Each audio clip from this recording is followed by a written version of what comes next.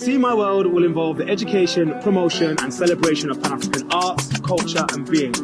This October 2020, between the 15th to the 18th, the same weekend of this historic meeting, there will be a festival reenactment of the 1945 Pan-African Congress, incorporating debates, forums, seminars, exhibitions and performances.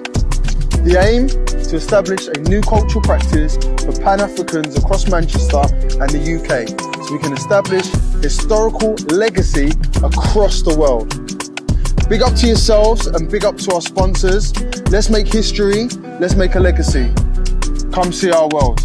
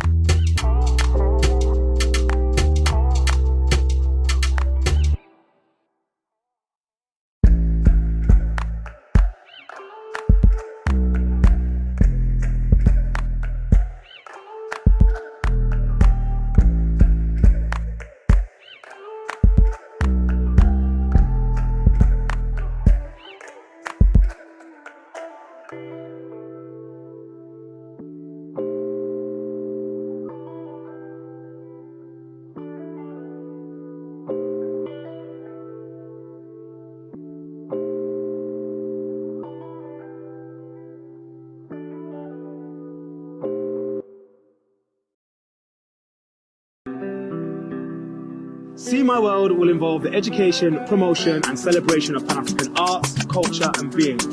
This October 2020, between the 15th to the 18th, the same weekend of this historic meeting, there will be a festival reenactment of the 1945 Pan-African Congress, incorporating debates, forums, seminars, exhibitions and performances.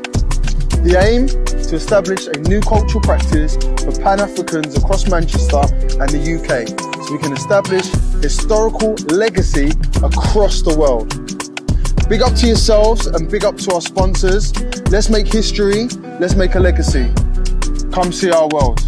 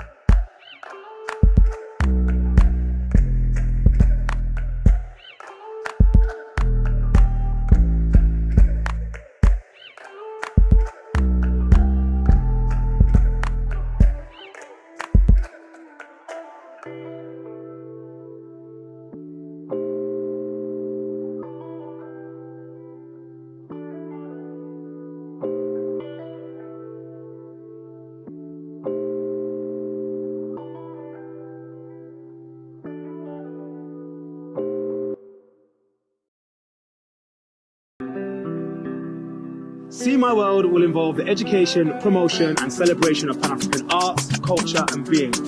This October 2020, between the 15th to the 18th, the same weekend of this historic meeting, there will be a festival reenactment of the 1945 Pan-African Congress, incorporating debates, forums, seminars, exhibitions and performances. The aim? To establish a new cultural practice for Pan-Africans across Manchester and the UK, so we can establish historical legacy across the world. Big up to yourselves and big up to our sponsors. Let's make history, let's make a legacy. Come see our world.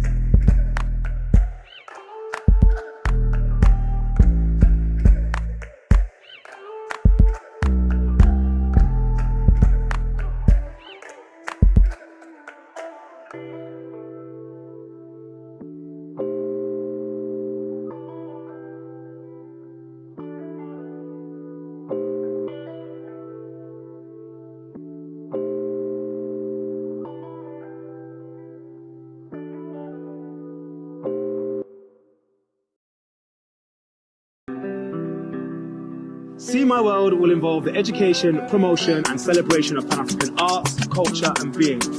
This October 2020, between the 15th to the 18th, the same weekend of this historic meeting, there will be a festival reenactment of the 1945 Pan-African Congress, incorporating debates, forums, seminars, exhibitions and performances. The aim, to establish a new cultural practice for Pan-Africans across Manchester and the UK, so we can establish historical legacy across the world. Big up to yourselves and big up to our sponsors. Let's make history, let's make a legacy. Come see our world.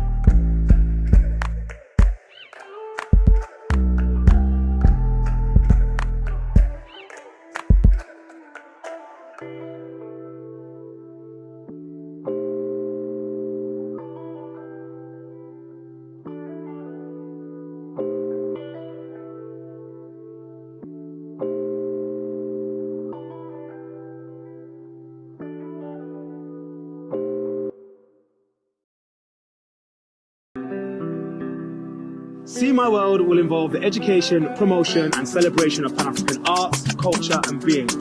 This October 2020, between the 15th to the 18th, the same weekend of this historic meeting, there will be a festival reenactment of the 1945 Pan-African Congress, incorporating debates, forums, seminars, exhibitions and performances. The aim? To establish a new cultural practice for Pan-Africans across Manchester and the UK, so we can establish historical legacy across the world. Big up to yourselves and big up to our sponsors. Let's make history, let's make a legacy. Come see our world.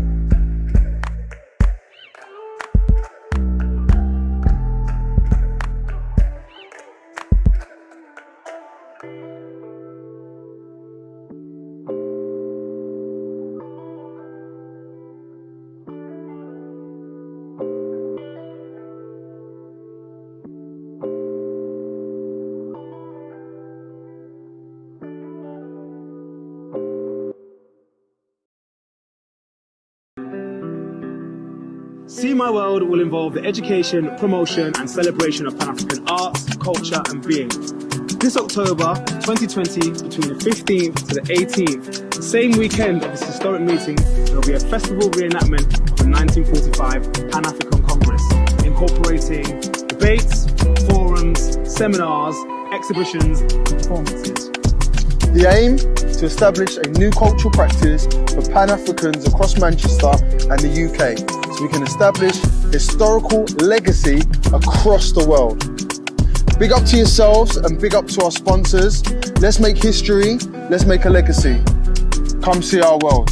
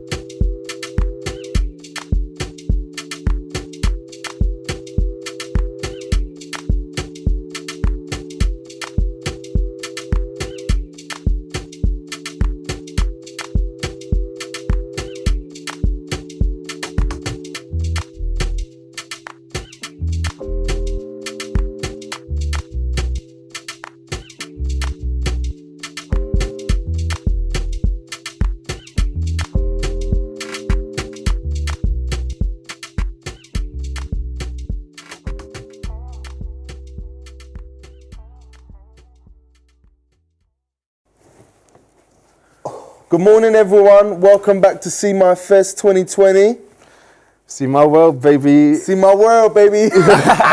Well, absolutely gauchoed. But we've got a fun-filled, packed day today. Looking forward to it. Like, so much going on. It's morning mindfulness moving in shortly with Nay Davina, African yoga. Have you ever done a bit of African yoga before? I've done like Kundalini yoga, bro. Yeah. What I'm named? Amma. What, Brahma? Did you, Brahma? yeah. Is it Did Brahma? you do it? I did it, yeah. What was it?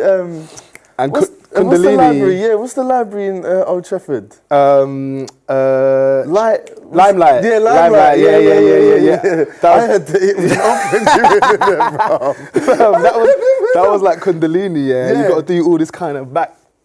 Just release the chakra. And you got to like breathe in and then go, like it's proper like, it's all about I inhaling need and to do that, exhaling. man. I'm going to turn up to the yoga though still, the next session. The next session. All right then, so who's running the next session then Tunde? Let us know. So basically, Nate Davina, community activist. Actually, I met Nate like way back when she used to do like dance, but she probably won't even remember this. I did like dance classes with her, like early doors, and she's like an entrepreneur. Like, do you know what I mean? She's done so much, and do you know what I mean? This is like her current practice. She also looks at like natal kind of like looking and using yoga as a form of like helping with pregnancy and stuff like that. And do you know what I mean? Also looking through nutrition and meditation. She's a G really, and it's like sick just to be able to have her as part of this experience as well. Turn up, guys. Turn up. Stay locked in, man. Stay locked in. Yoga, nutrition, meditation. Bang. And also for the rest of the day, we've got like loads of stuff coming up. We've got workshops at 12, moving throughout the day. And then what else have we got during the day? So for the workshops, we've got an education workshop. We've got an understanding trauma workshop with 42nd Street. We've got TAP doing entrepreneurship, which is amazing. Stay around for that. Yep. They're doing 2 there. Stay locked in for those workshops. You can get your tickets on cmyworld.net. Yeah. And then after that, we've got a big boy panel debate at 4 o'clock. Whoa. We've got Dr. Sue Luke, we've got Dr. Arima Bell, Professor Jeff Thompson, Karen Kabay. We've got Andrew Lindo. Did you say Arima Bell? Yeah, Dr. Arima Bell.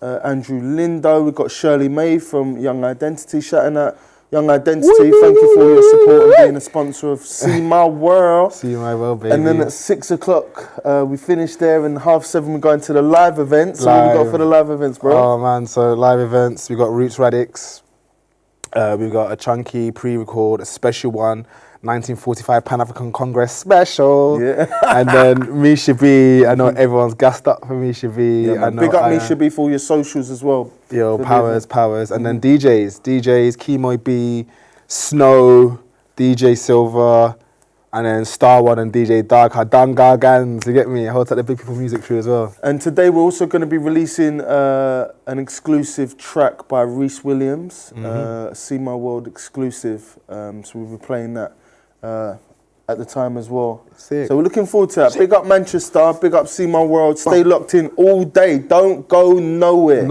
And also check the socials as well, like at See My World Fest on Insta and Twitter. Also hashtag See My World Fest as well. Like your feedback, you know what I mean? Hey, would be loved. At Big People Community as well. Yes, at Big People Community, at Big PPL Community. Yeah, and also this is streaming. It's streaming on Facebook. So if there are any issues with the stream, but the stream seems to be like shower. So straight from the website. Stream on Facebook as well, man. Yeah, exactly. And it's also so Facebook, and what was the other one again? It was not LinkedIn.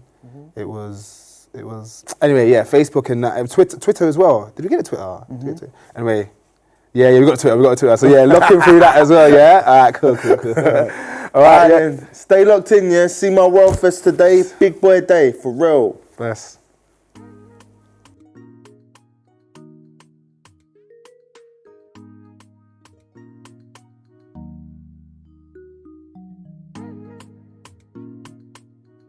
Welcome everyone. My name is Nay Davina. Welcome to Morning Mindfulness. I am a yoga teacher and a health and wellbeing coach, and I'll be guiding you through a nice, relaxing practice, as well as sharing some tips on nutrition, meditation, and yoga. So yoga is almost like an umbrella. It houses so many different things, and nutrition is a part of that.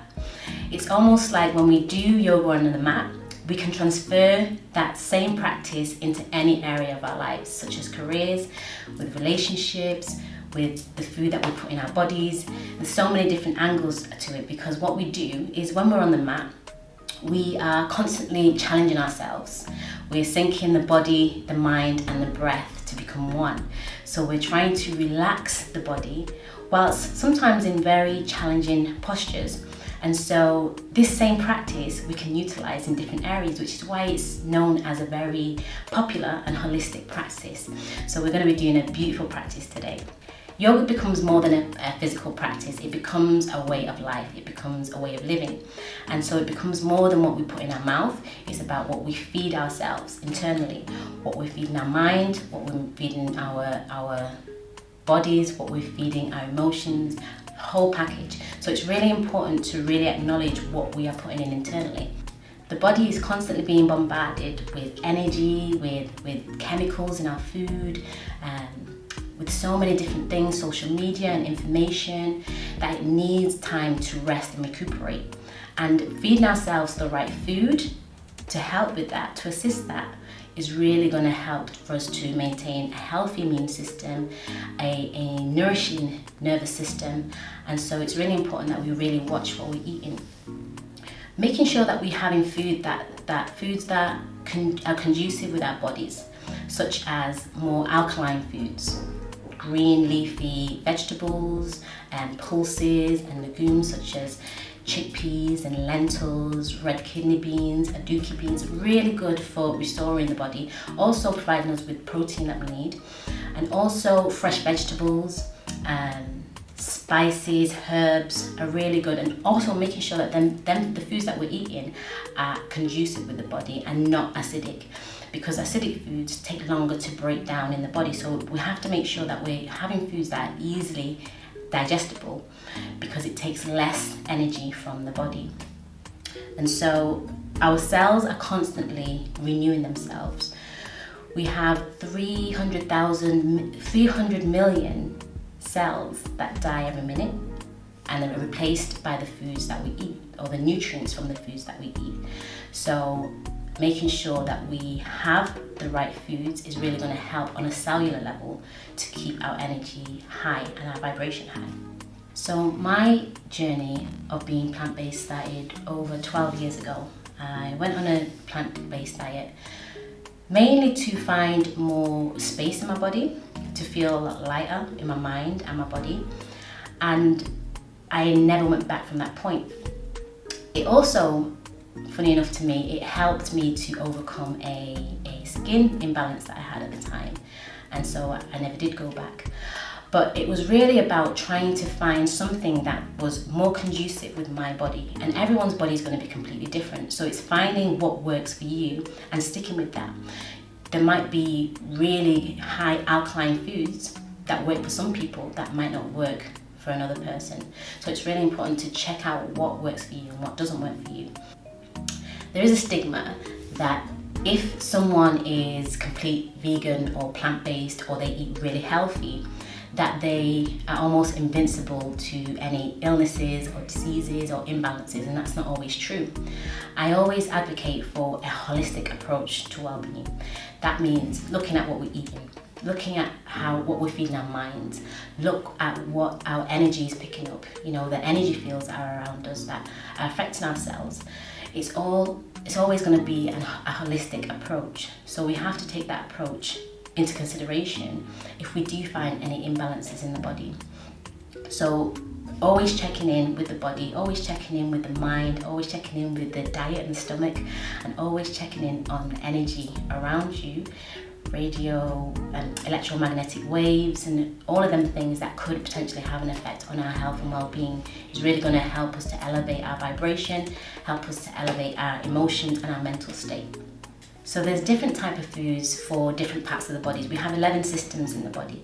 We have the immune system, the nervous system, the circulatory system, and so many more that correspond to different types of foods. So when we are ingesting different foods, it's also good to really tune into what that food is helping, or the organs that the food's helping. So for example, if we're looking at red foods such as spices, cayenne pepper, really good for the circulatory system, really good for the blood. So it kind of links with, if you do get stuck, you understand the colours and the colours in the body, or the elements in the body. So red foods are really good for the blood in the body. There's foods that are in the sea vegetables, some people that eat fish, but mainly sea vegetables, seaweed, sea moss is really good for the waters, for the minerals in the body as well. So you can really elevate and clean out the body using foods that help the waters in the body. It's really going to help to flush out the body. Then you've got your earthy foods, so your really green plant-based foods, such as your kales, spinach, broccoli, so many different green vegetables, dark green, especially leafy vegetables, that are really good for the earth element in the body, so the structure, the bones, the foundations of the body. So looking at different foods that incorporate with the body on the earth element, the green element, is really good to tie and link to those different foods. Then there are air foods. So in Ayurvedic, which is a system that is known mainly from India, they use that in a way of understanding how the body is balanced. Is there more fire in the body? Is there more air in the body? Is there more water in the body? And you can get these tests online actually, but there's a way of understanding what your body needs more of. Some people need more water-based foods. Some people need more plant-based foods. Some people need a bit more heat. Some people need to stay away from heat. So it's good to always try out different foods and see how you react to different foods from a plant-based level, and making sure that they're high alkaline, and not just having anything from that specific area, because it's going to help to encourage the body, especially the immune system, especially the nervous system, to respond and react how it should be in a natural space. Because we're constantly being bombarded with different chemicals in the food, through the media, through the electromagnetic waves, it reduces the strength of our nervous system. So the nervous system, the peripheral nervous system, has two elements to it. You have the parasympathetic nervous system and the sympathetic nervous system. The parasympathetic nervous system is when we are in a restful, digestible space. So the body is very restful, it's very relaxed, and it's able to digest our foods so much more easily than if it's in the sympathetic nervous system, which is when we're in fight or flight. So imagine the blood in the body is all contained around the major organs. And when we're in the sympathetic nervous system, the blood extends out into the limbs. And that becomes a problem because it's not supporting the major organs, the digestive system most importantly. So then it becomes harder to digest foods. So making sure that the foods that we are eating are easily digestible so that it works conducively with the parasympathetic nervous system, then we can begin to produce more optimum health and well-being within the body, and start to encourage more balance within our internal environment, and start to work with the elements within the internal environments, start to understand the water element in the body. The body is made up of 75% of water, so it's important that we are encouraging water into our diet, at least 4 liters a day. Some people say 2, I recommend 4, because it's only going to help to keep the body not only supple, the joints, the cells, the organs, but it helps with, again, the digestion process.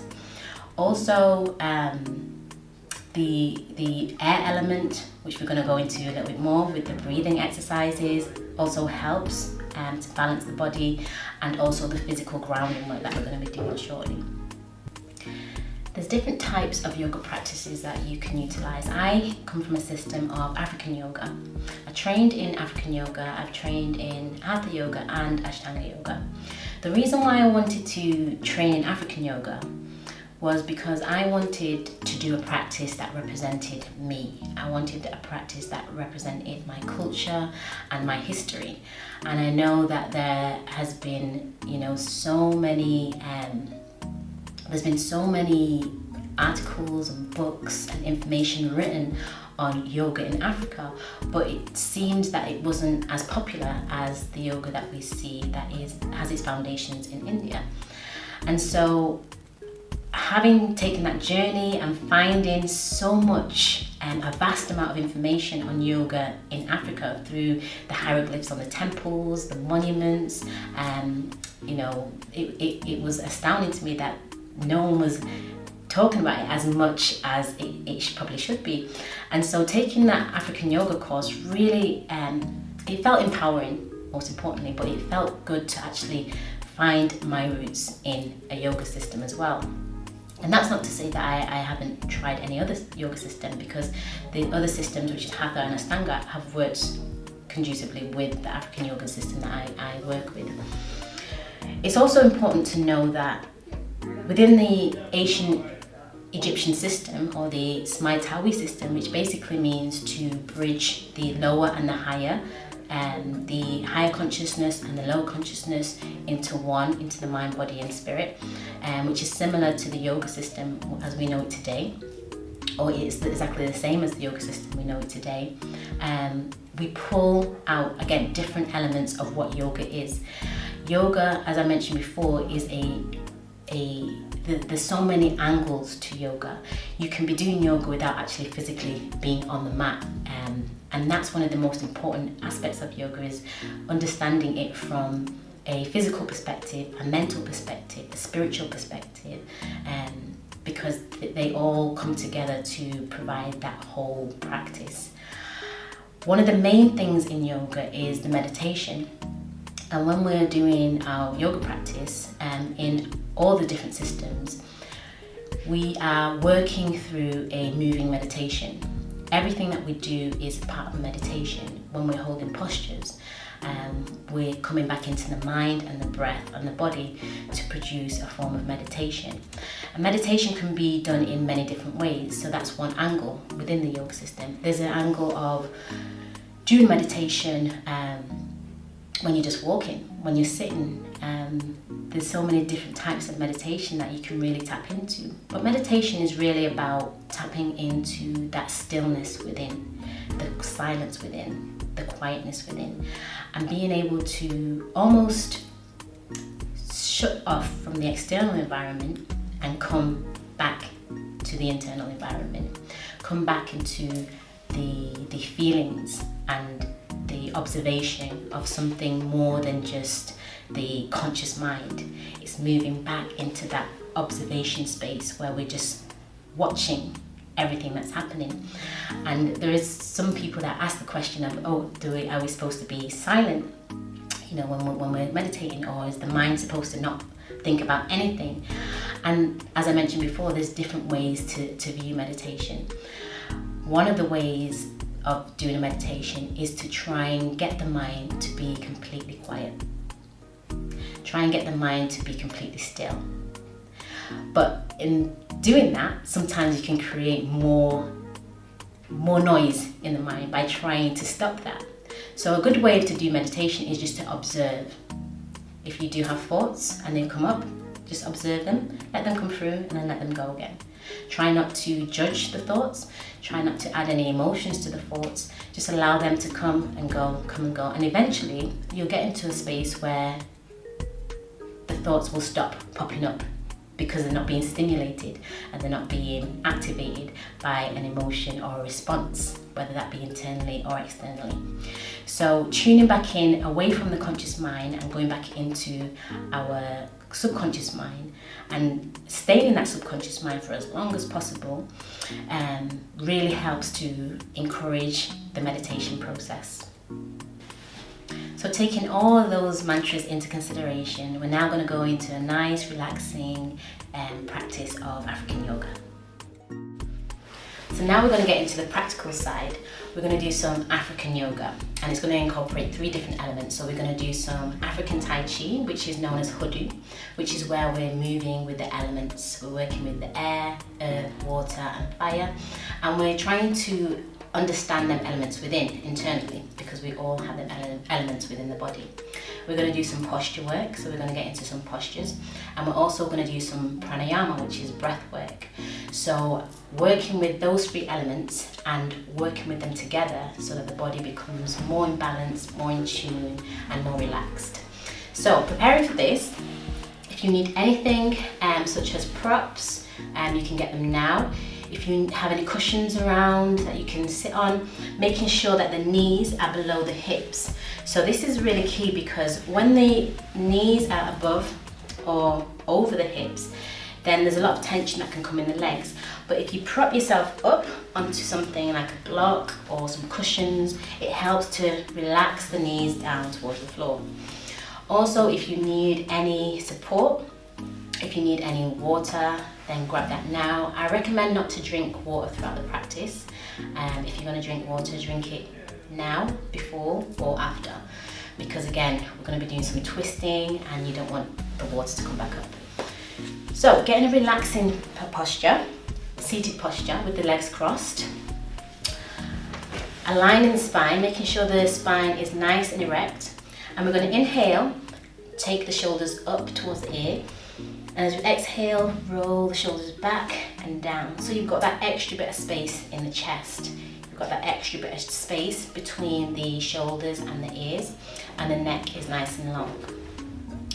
So just keeping everything soft. We're going to take a few minutes to just arrive into the space. So keeping the eyes closed and coming into the breath. So take a nice deep breath in and exhale the breath out. One more time like that. Inhale and exhale. And just become aware of the space that you're in. So the room that you might be in at the moment. Just become sensitive to any sensations in the space. Any sounds apart from my voice that you can hear. Any fragrances that you can smell. You might be able to feel the wind or any air touching the skin. Just become super sensitive to your external environment. The more we become more aware of what's happening around us, it allows us to become more aware of what's happening within. Take 2 more breaths here.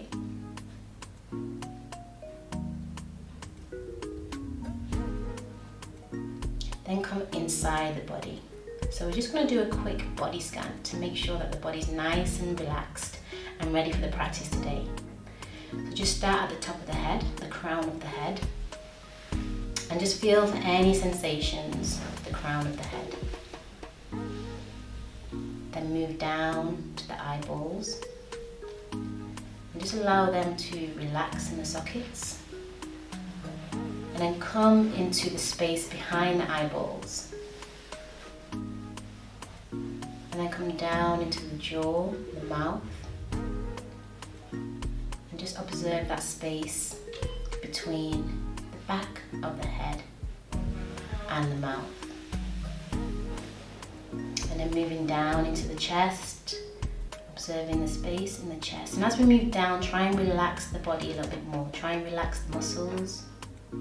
If there is any tension that you might feel, you might want to stay in that area and just breathe into that space just a little longer. Then move down into the tummy area and just pay attention to any sensations in that space. Moving your awareness down the arms, into the fingers, down the legs, into the feet.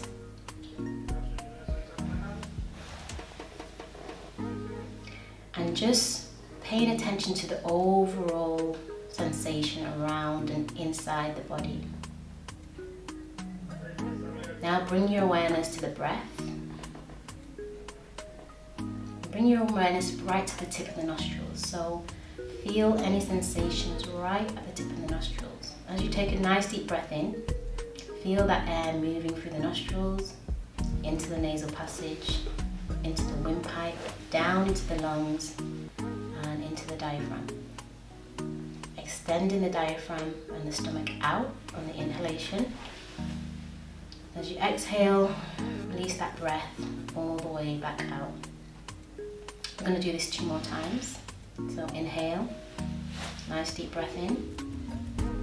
Journey with that breath all the way down into the tummy. And exhale, release the breath. Last time, nice deep breath in. And exhale, release that breath. So the body should feel nice and relaxed, a little bit more relaxed than it did before. Gently open the eyes, keeping the arms nice and relaxed, keeping the hands relaxed. We're going to start with a gentle warm-up. So again, keeping that spine nice and straight. Take a nice deep breath in. And as you exhale, just drop the chin down to the chest. And then roll the head over to the right side. Half circles, bringing the ear parallel to the shoulder. And then coming round onto the left side. We're going to do this a few rounds. So moving back to the right. Keeping the head nice and heavy. So we're opening and gently relaxing the neck muscles. Rolling back to the left.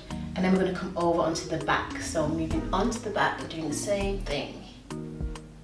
So this is really good again for the nervous system because it wakes up the nervous system that runs right down from the brain down to the spine. So visualize this at the top, almost the top of where the nervous system starts. And then we're just opening and unlocking that system. So bring the head all the way around, full circle, whilst using the breath at the same time. And then bring the head up, keeping the shoulders nice and relaxed. We're going to inhale, take the arms up, extend to the ceiling. Again, keep the spine nice and strong and erect. Take the arms up, fingers nice and wide, and then take the arms out to the side. You're going to interlock the fingers behind the back, open the chest, take a nice deep breath in, and then exhale, just bring the head down towards the floor. Don't worry about getting the head all the way down. It's almost just to get that opening in the shoulders and the shoulder blades. And then exhale, release, coming all the way back up. Bringing the hands down onto the floor, opening the chest, and then taking the head back. Nice deep breath in here. Exhale, bringing the head back up, bringing the spine back into alignment. We're going to place the right hand down on the floor. Take the left hand up, extend with that left hand. We're going to come into a side stretch. So bringing that left hand over to the right, and you can place that right elbow down onto the floor and then gaze up towards the ceiling just to open up the sides of the trunks, or the sides of the body. Hold there for 2 breaths. And then inhale, come up and change sides. So the key here is to make sure your practice is as fluid and as gentle as possible. Don't try and force anything, because then we're doing the opposite of what yoga is about. Just surrender to the poses. If you don't get all the way down, then don't worry about that. One more time on the right side. It's more about tuning into your body and what feels right for you. Last time, over onto the other side. Nice deep breaths here. And then inhale, come up, extending the arms again back to the ceiling. And we're going to bend the right hand, and then we're going to place that left elbow on top of that right arm. We're going to twist the hands together to create a prayer pose, and we're just going to lift the elbows up. So this is good to just stretch the shoulder blades, or the space in between the shoulder blades. Just take 2 nice deep breaths here.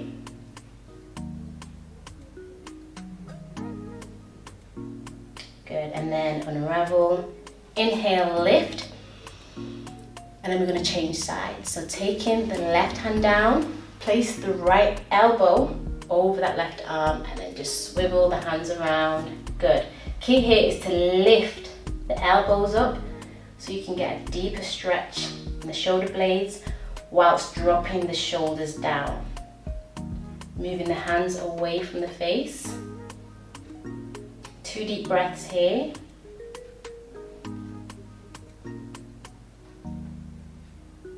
And then unravel.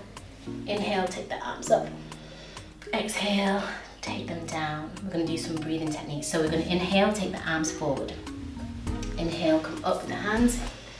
Exhale, come down. So just rotating through the shoulders. Inhale, come up.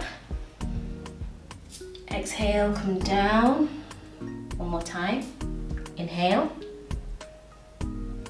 And exhale, come down. Relax the hands, relax the shoulders, relax the legs. So the upper body should be nice and supple and stretched now. We're going to go into the lower part of the body. So we're just going to extend the legs out and just begin to warm up the hamstrings, the knees, the ankles. So taking a nice deep breath in, again, arms come up. As we exhale, we're going to lower the upper body down towards the legs. And don't worry about grabbing onto the feet or the legs. Just keep the arms soft and then bringing them back up again. So we're going to do 3 rounds. Inhale, exhale, come down. Last one, inhale, and exhale, come down. This time we're going to stay there. So you can grab onto the shins or the ankles or the bottom of the feet and just bring the head slightly down towards the knees. Again, don't fight with the body to try and bring the head all the way down. This is more about just relaxing into it so you can get that nice stretch from the back of the legs into the spine. 2 more breaths here.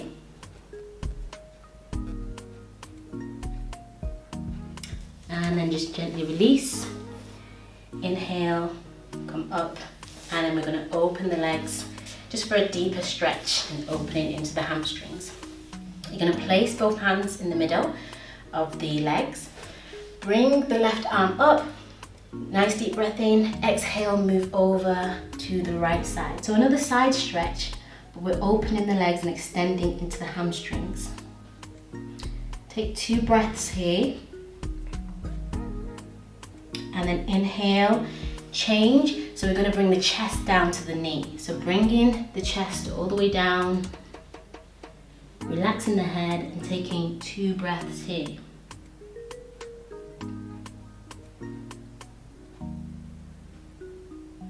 I'm going to take a nice deep breath from here.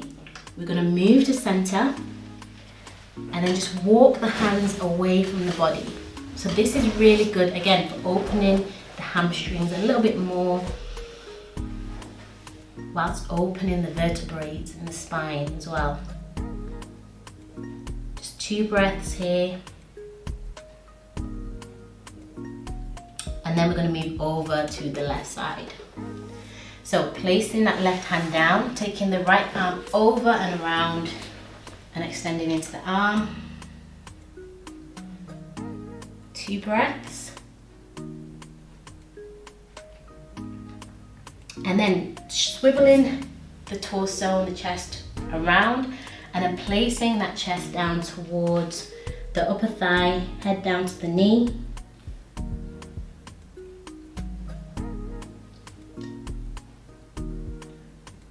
And then inhale, slowly walk the body back up. Bring the legs together.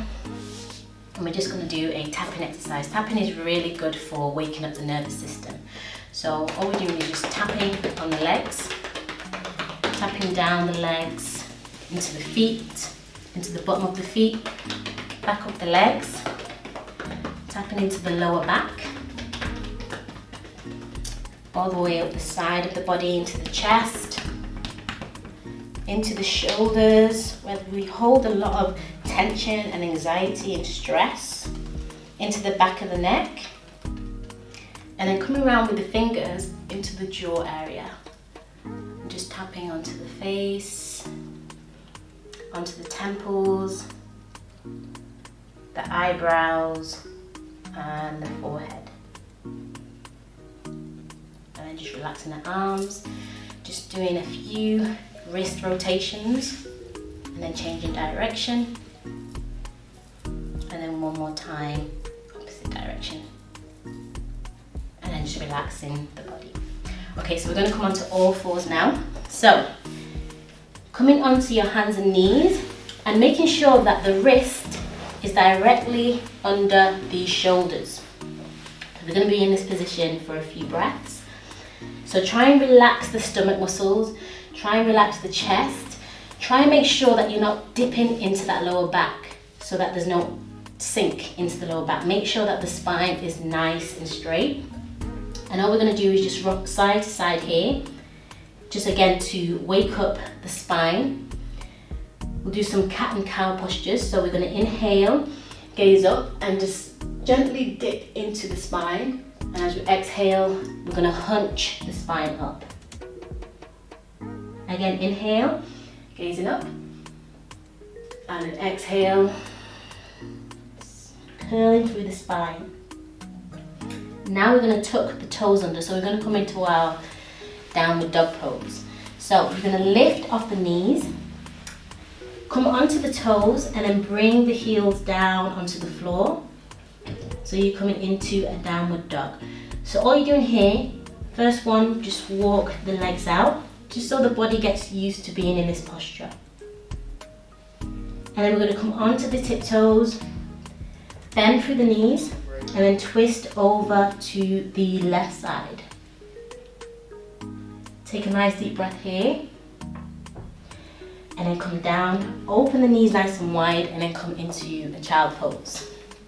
Just rest the head down to the floor.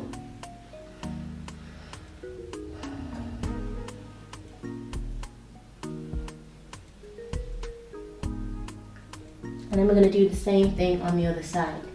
So coming back onto all fours, tucking the toes under. This time we're going to lift the knees off the floor, go high with the hips and the bum, and then bring the heels down onto the floor. Take a nice deep breath here, then come up onto the toes, bend the knees, twist over to the right side. Take a nice deep breath, and then coming back down, back into the child pose. So keep the knees nice and wide, bring the head down to the floor, and try and relax the body so that the arms are away from the body, the head's down. And just take rest here, so 2 breaths.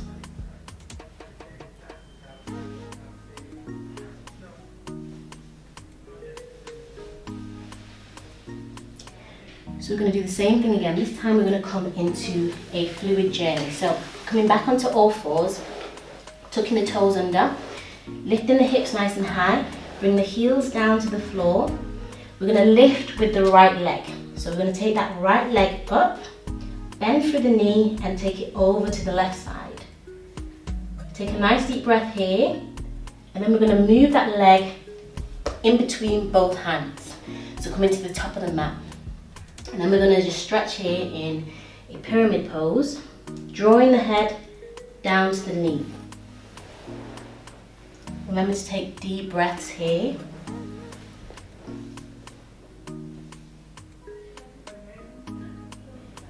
Nice deep breaths, opening up the back of that right leg. And then inhale, we're going to come to center. So you're just going to swivel around with the body. Take the hands down to the floor. Gaze forward. Exhale. Just relax the chest further down to the floor.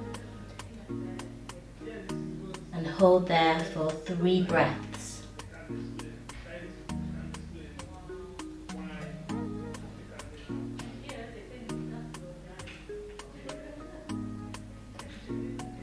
Good, now come up. Nice deep breath in. We're going to come over to the left side. So coming over to the left side, bending into the knee, and then coming into a downward dog from here. So come into your downward dog. Make sure you're nice and stable. Then we're going to lift that left leg and do the same thing. So lift the left leg, take it over to the right side. Nice deep breath.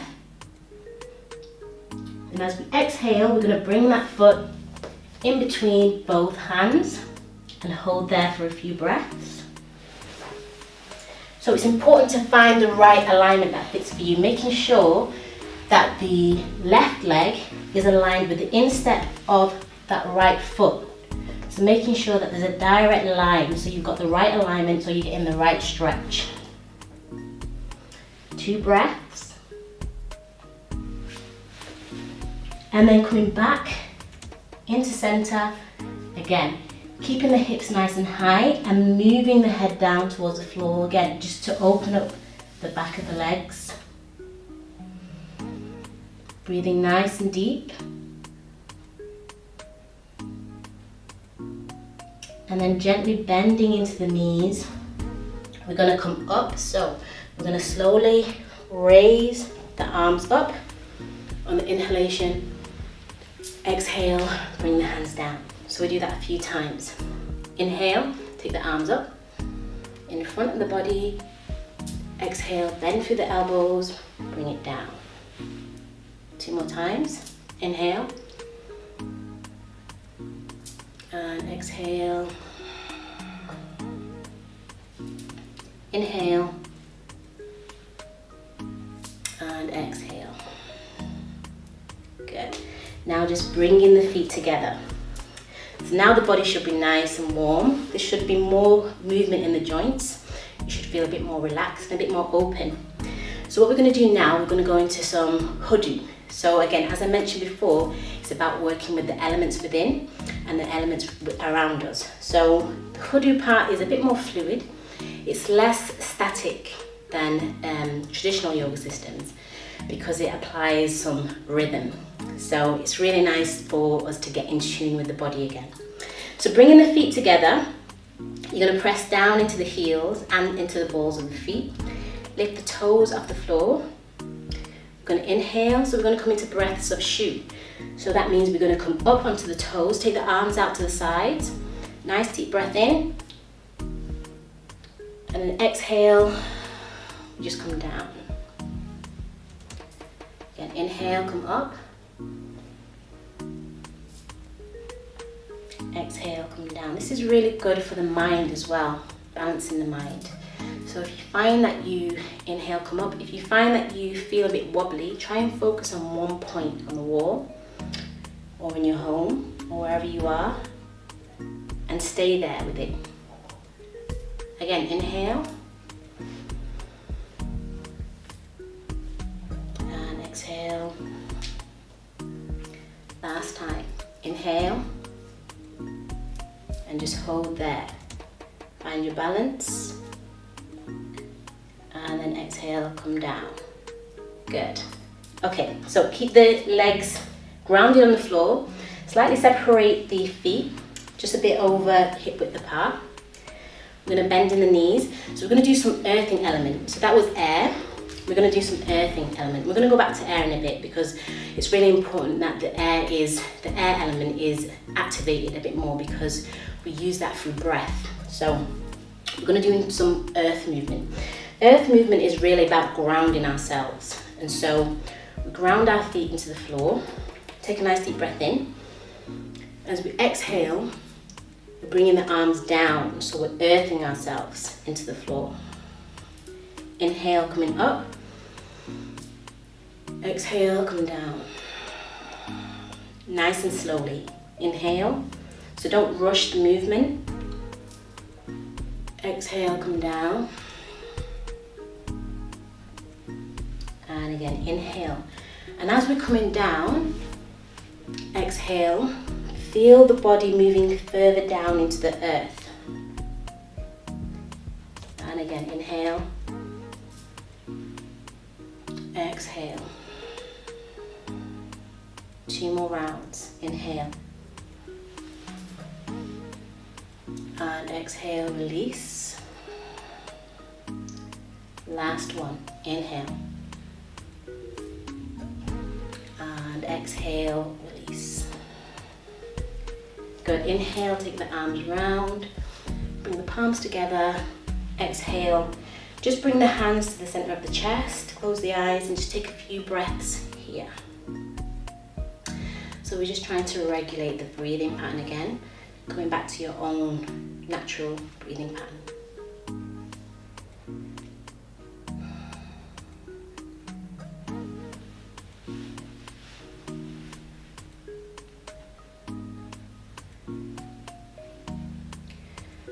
Try and slow the breath down here. The more you slow the breath down, the more the heart rate will come down. So if the heart feels like it's pumping quite fast, then tune back into the breath.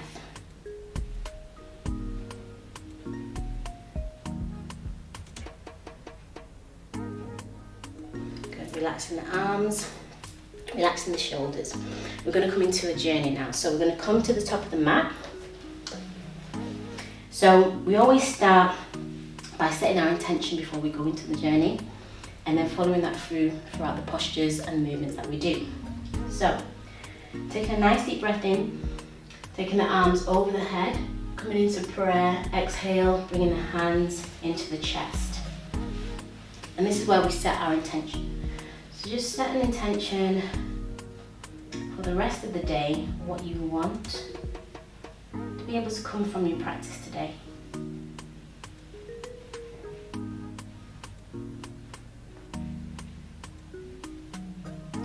Then releasing the arms down, we're going to inhale, take the arms over the head, coming back into prayer. This time we're going to bend through the knees and bend through the elbows, coming down.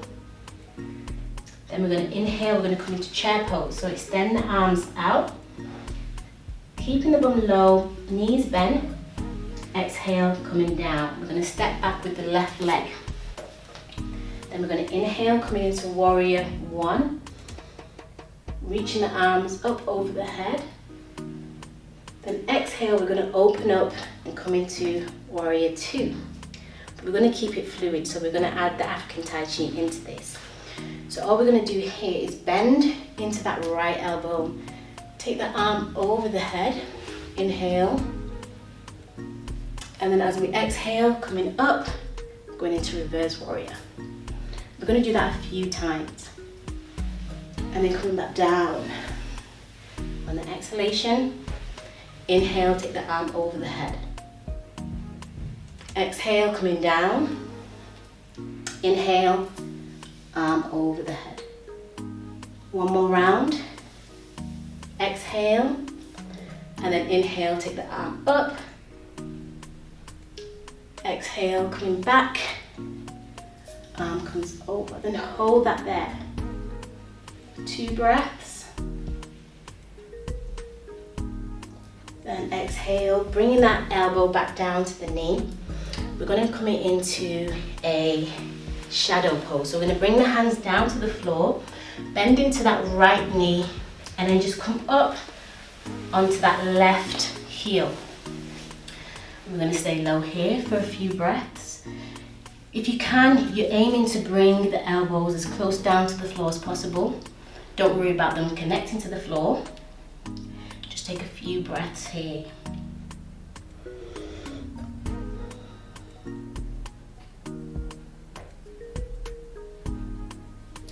Then we're going to inhale, we're going to move over to the left side. So coming up and round, down, over onto the left side, coming up on the right heel. Again, bringing the elbows to work down towards the floor.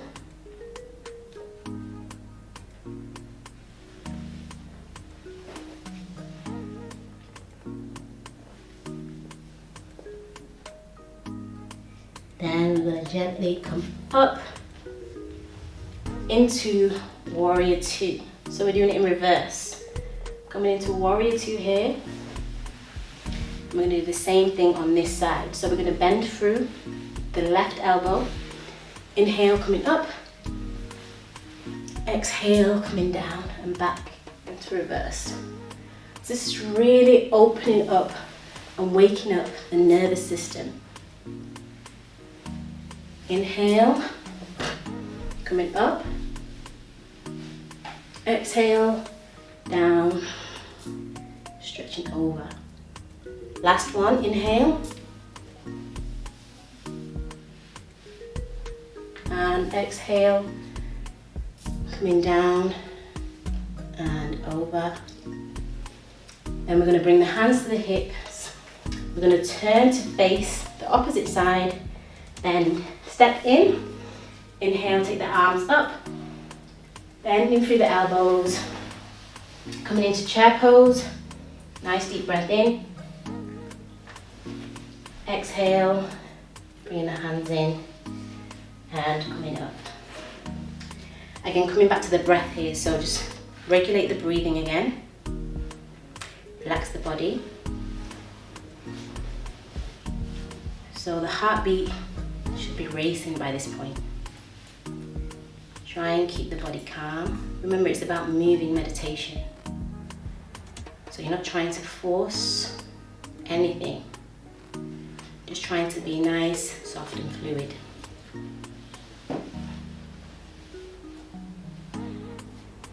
Two more breaths here.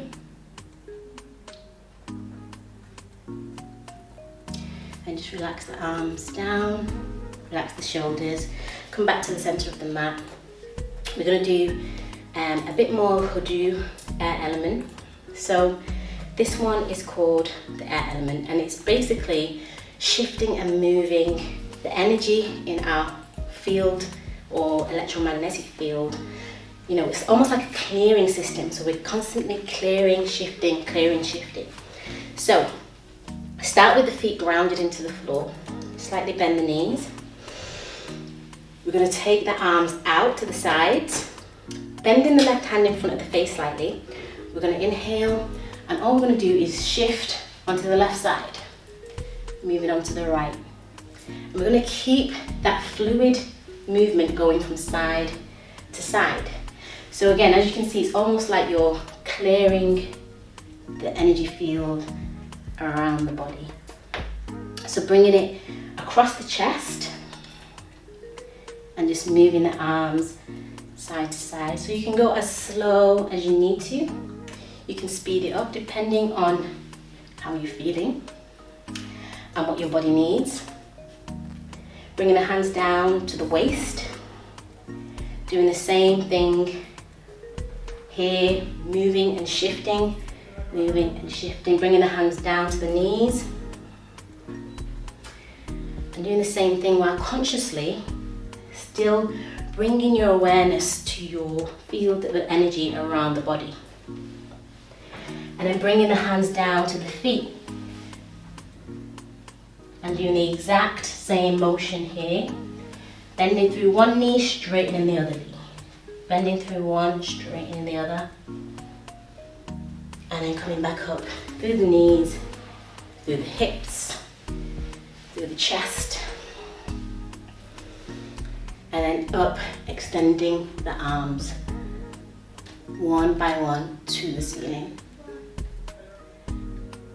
And then taking both arms up, exhale, come down, relax the shoulders, walk the feet in, bring the hands to the center of the chest, and again just take a few breaths.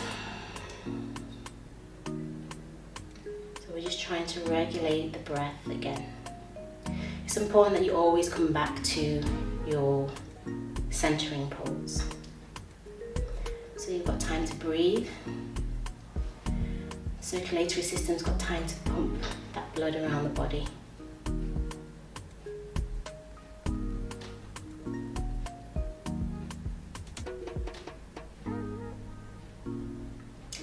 Gently open the eyes, relax the arms down. So we're going to start to cool down now. So come down onto the mat, onto the knees, or you can sit in a cross-legged position, whatever feels comfortable. I'll go sideways so you can get a better look.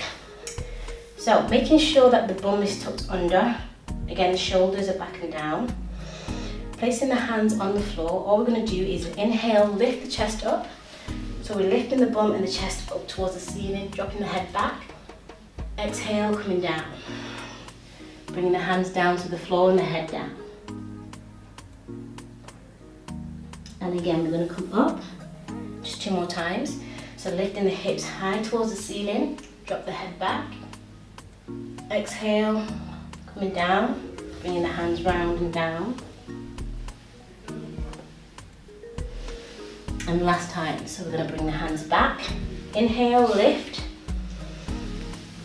And exhale, come down. Coming back into chair pose, relaxing the head. And just stay here for a few breaths. So this is a really good restorative pose as well. It's really good for the, again, the nervous system, it calms the mind down. So making sure that if the head feels too low, that you have either a cushion or a prop under the head.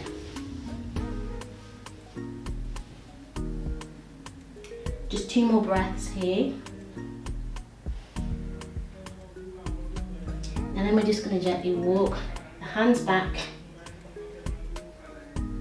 and we're going to come back onto a seated position. We're going to come onto our backs now, so we're starting to cool the body down. We're just going to do some open stretches. So lying down on the back, making sure that the whole spine is connected to the floor. So naturally you might have a slight arch in the lower back, so trying to tuck the bum under so that the arch is connecting to the floor really helps to get the whole spine aligned onto the floor.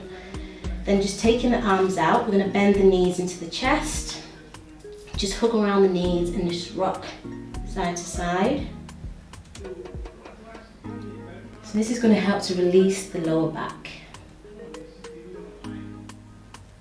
Then just extend both legs up to the ceiling, walk out the feet, take the arms out to the sides if you need to. And then we're going to bring the left leg down to the floor.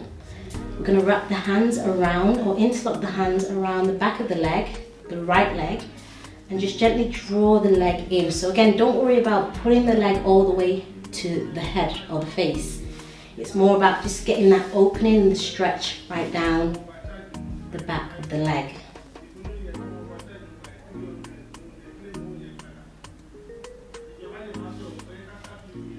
Just 2 more breaths here. And then bending through that knee, place the ankle on that left knee. We're going to bring the hands around that leg and then just draw the knee into the chest. So again, we're opening with that hip and we're opening the lower back as well. Just a few breaths here. And try and relax the parts of the body that are not working. So there's no point in us opening and stretching the body while still feeling tense or any tension in any parts of the body. So make sure that the body is nice and relaxed, and the only parts of the body that are working are the active parts such as the legs and the hips.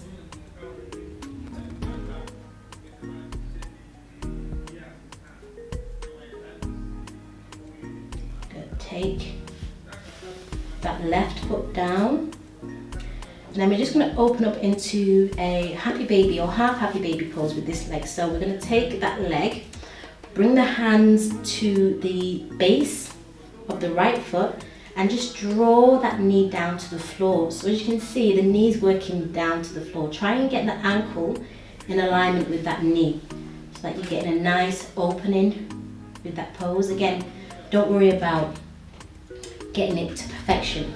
It's more about getting it to where it's working with your body. Just 2 more breaths here.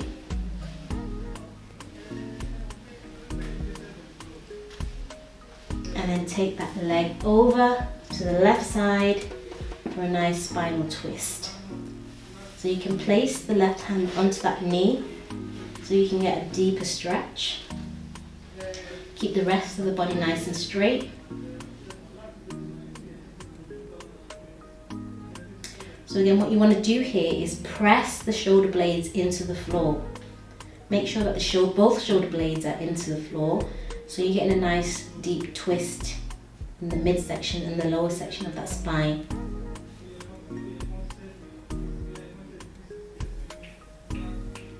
Then inhale, take that knee up. We're going to change legs. So we're going to extend the left leg up to the ceiling, interlock the fingers behind the leg and just pull that leg down towards the chest. Again, monitor your breathing, making sure you're inhaling and exhaling through the nostrils. Relaxing into the rest of the body. Shoulder blades are pressed into the floor.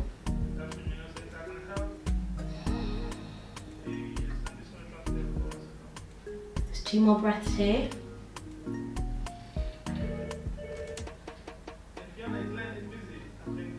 And then inhaling, we're going to take the ankle and place it onto that right knee. Bringing the hands around that leg and pulling the knee into the chest. So again, you're going to feel a nice opening into the hip, which is really good. Again, the hips are a part of the body that creates alignment. So they're almost like the scales of the body. And we tend to dump a lot of tension onto the hips as well. So taking a minute to open the hips and get some extra space into this particular area is really, really good. It helps to realign the body and it helps to bring back homeostasis in the body as well. Just 2 more breaths here.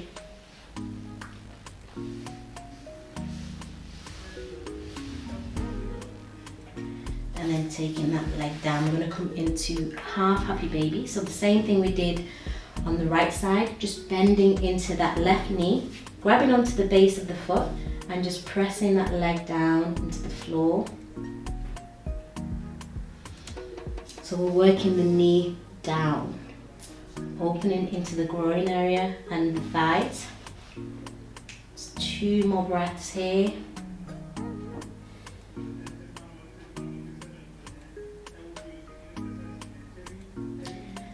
Exhale, we're going to bring that knee over onto the right side, keeping the shoulder blades down onto the floor and just twisting with the spine. So making sure that the spine's nice and relaxed and twisted, and then bringing the upper body center. Taking nice deep breaths here. So again, this is another one that's really good for the immune system. It's good for the nervous system as well. So just try and relax in this posture for as long as you can. Try and relax the space in between each vertebrae.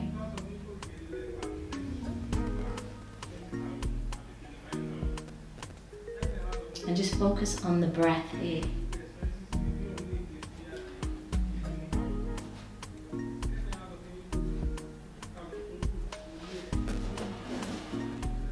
Good, then inhale. Coming back to center, bending both knees into the chest, just hugging around both knees, rocking side to side just to release the lower back. And then we're going to come into our final relaxation into Savasana. So come into a position or a posture that feels comfortable. You can be lying down. So I'm going to sit up for this one, but make sure that you're comfortable. You can use cushions. So lay down on the back, relaxing the shoulders down into the floor, the shoulder blades into the floor. Keep the body nice and relaxed. So we're going to really sink in and really allow the whole practice to really nourish the whole body and allow it to sink into the bones, into the joints, into the cells. So this is probably the most important part of the practice because it allows you to really absorb everything that you've just done in the past hour or 45 minutes. So really take some time to get comfortable. If you need any props, any extra cushions, even a blanket, then get them now. Then we're just going to begin to relax the body. So keeping the whole body nice and soft. We're going to go from the top of the head right back down to the toes. And we're just going to scan through the body to make sure everywhere's nice and relaxed, nice and open.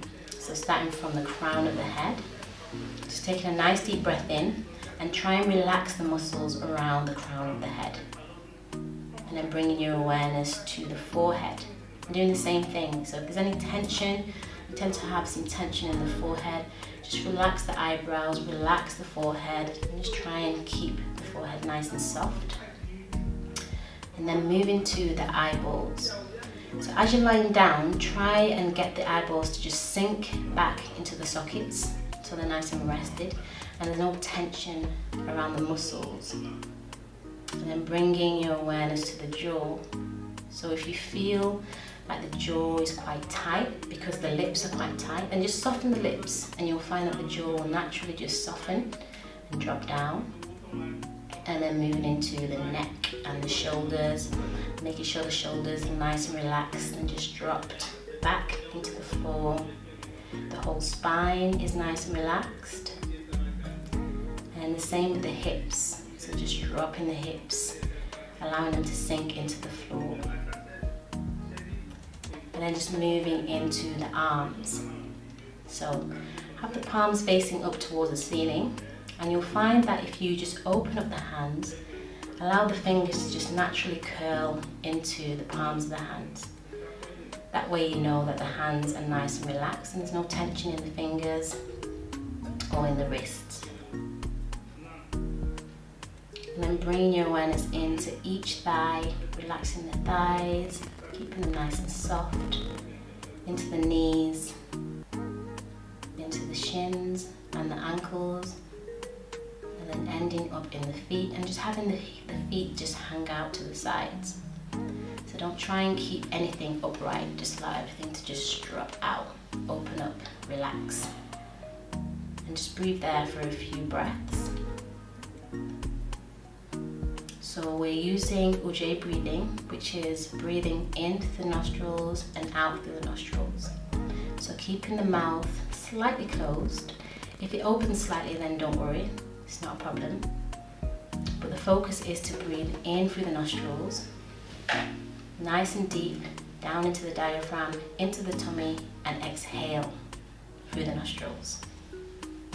So we're going to do this a few times. Take a nice deep breath in, inhale. And then U-turn, exhale, and take that breath all the way back out. And again, inhale. And then U-turn, exhale, take that breath all the way back out. 2 more times like that. Inhale. Letting the breath move nice and slowly through the body. And then exhale, release that breath all the way back out.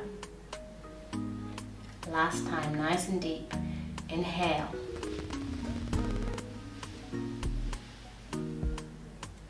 And then U-turn, exhale, release that breath.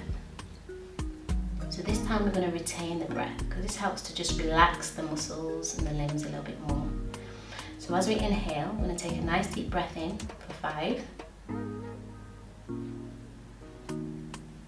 And then we're going to hold the breath here. So retain the breath, keeping the body nice and relaxed for 5.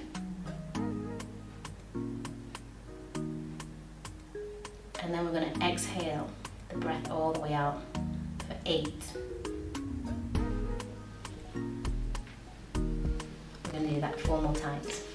So inhale, 4, 3, 2, 1. Hold the breath. 2, 3, 4, 5, and then exhale. 6, 5, 4, 3, 2, 1. Slow movements. Inhale.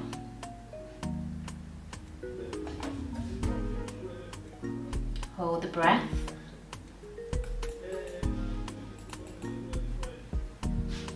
And exhale.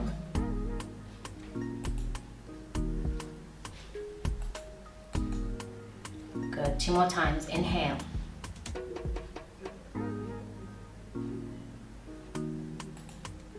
Hold the breath.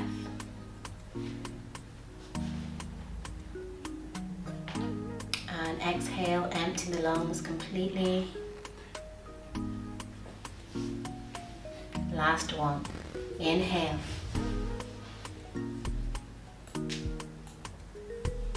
Hold the breath.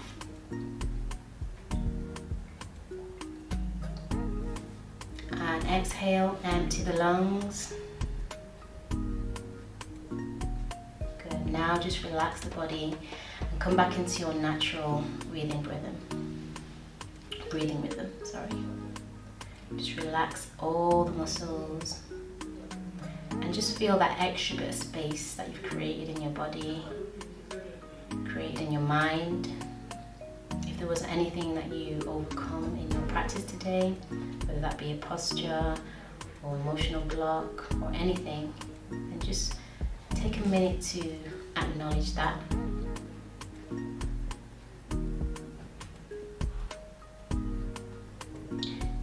Now if you want to, you can stay here and go into a deeper relaxation.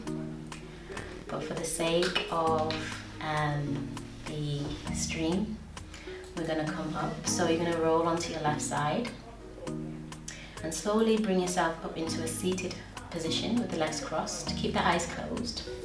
Bring the palms together, the center of the chest. And we're just going to close the practice today. So you're just going to pay attention to everything that you have observed for this session today. Everything that you've learned and all the juicy practice that has gone deep into the cells today. So just acknowledging all the systems that are working harmoniously to provide you with health and well-being. The nervous system, the immune system, respiratory system, all the systems that work in harmony to create a balanced atmosphere within your body. You just want to be grateful for that, and just take a minute to send that gratitude throughout the body.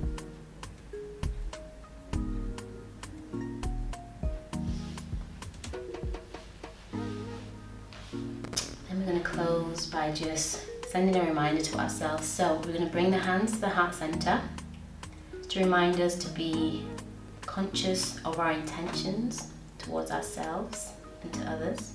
Bring the hands to the mouth to remind us to be conscious of our words that we speak towards ourselves and to others. Keep them in a peaceful and balanced space.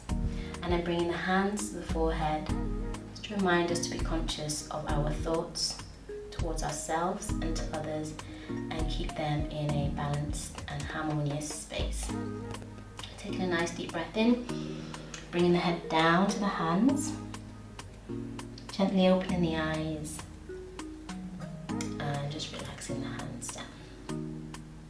So thank you everyone that got involved. I hope that this has been a very nourishing practice for you, and I hope that you have obtained as much information throughout this hour and a half or 20 minutes and got everything you need that can help you on your well-being journey.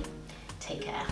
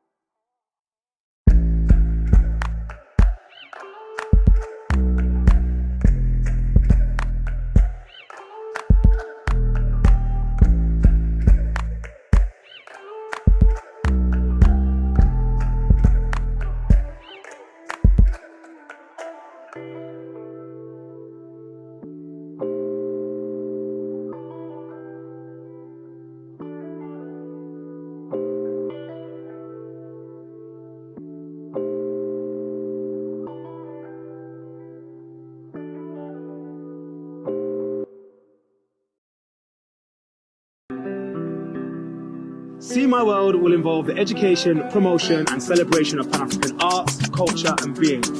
This October 2020, between the 15th to the 18th, the same weekend of this historic meeting, there will be a festival reenactment of the 1945 Pan-African Congress, incorporating debates, forums, seminars, exhibitions and performances.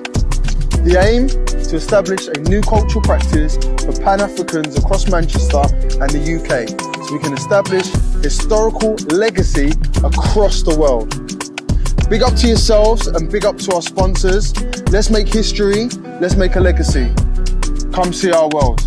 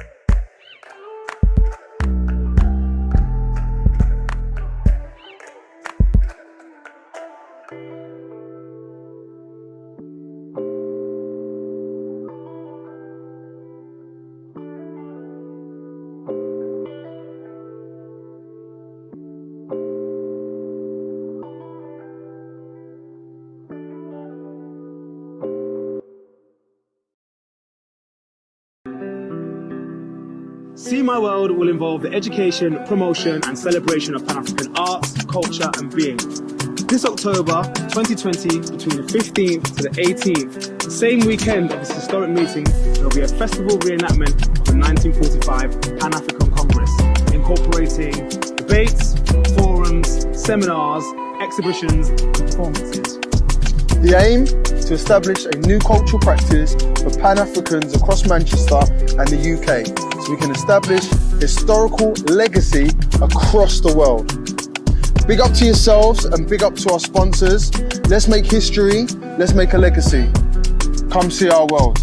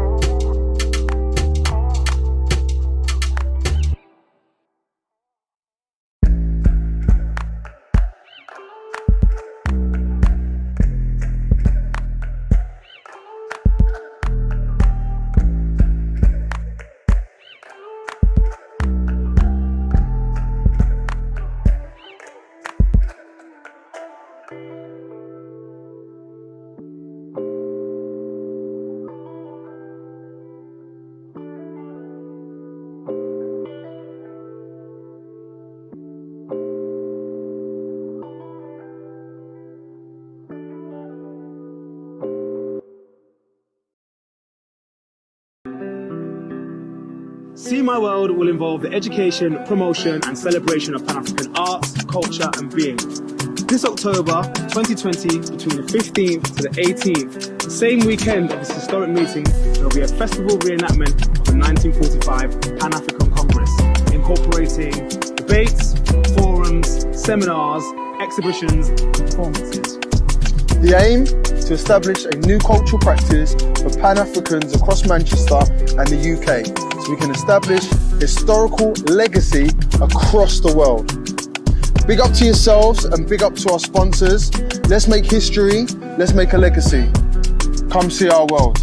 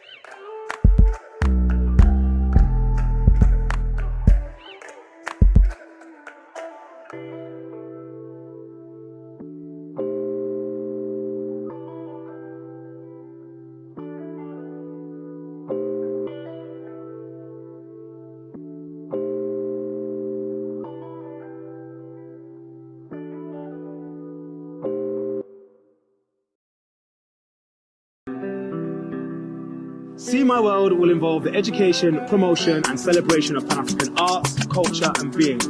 This October 2020, between the 15th to the 18th, the same weekend of this historic meeting, there will be a festival reenactment of the 1945 Pan-African Congress, incorporating debates, forums, seminars, exhibitions, and performances. The aim, to establish a new cultural practice for Pan-Africans across Manchester and the UK, so we can establish historical legacy across the world. Big up to yourselves and big up to our sponsors. Let's make history, let's make a legacy. Come see our world.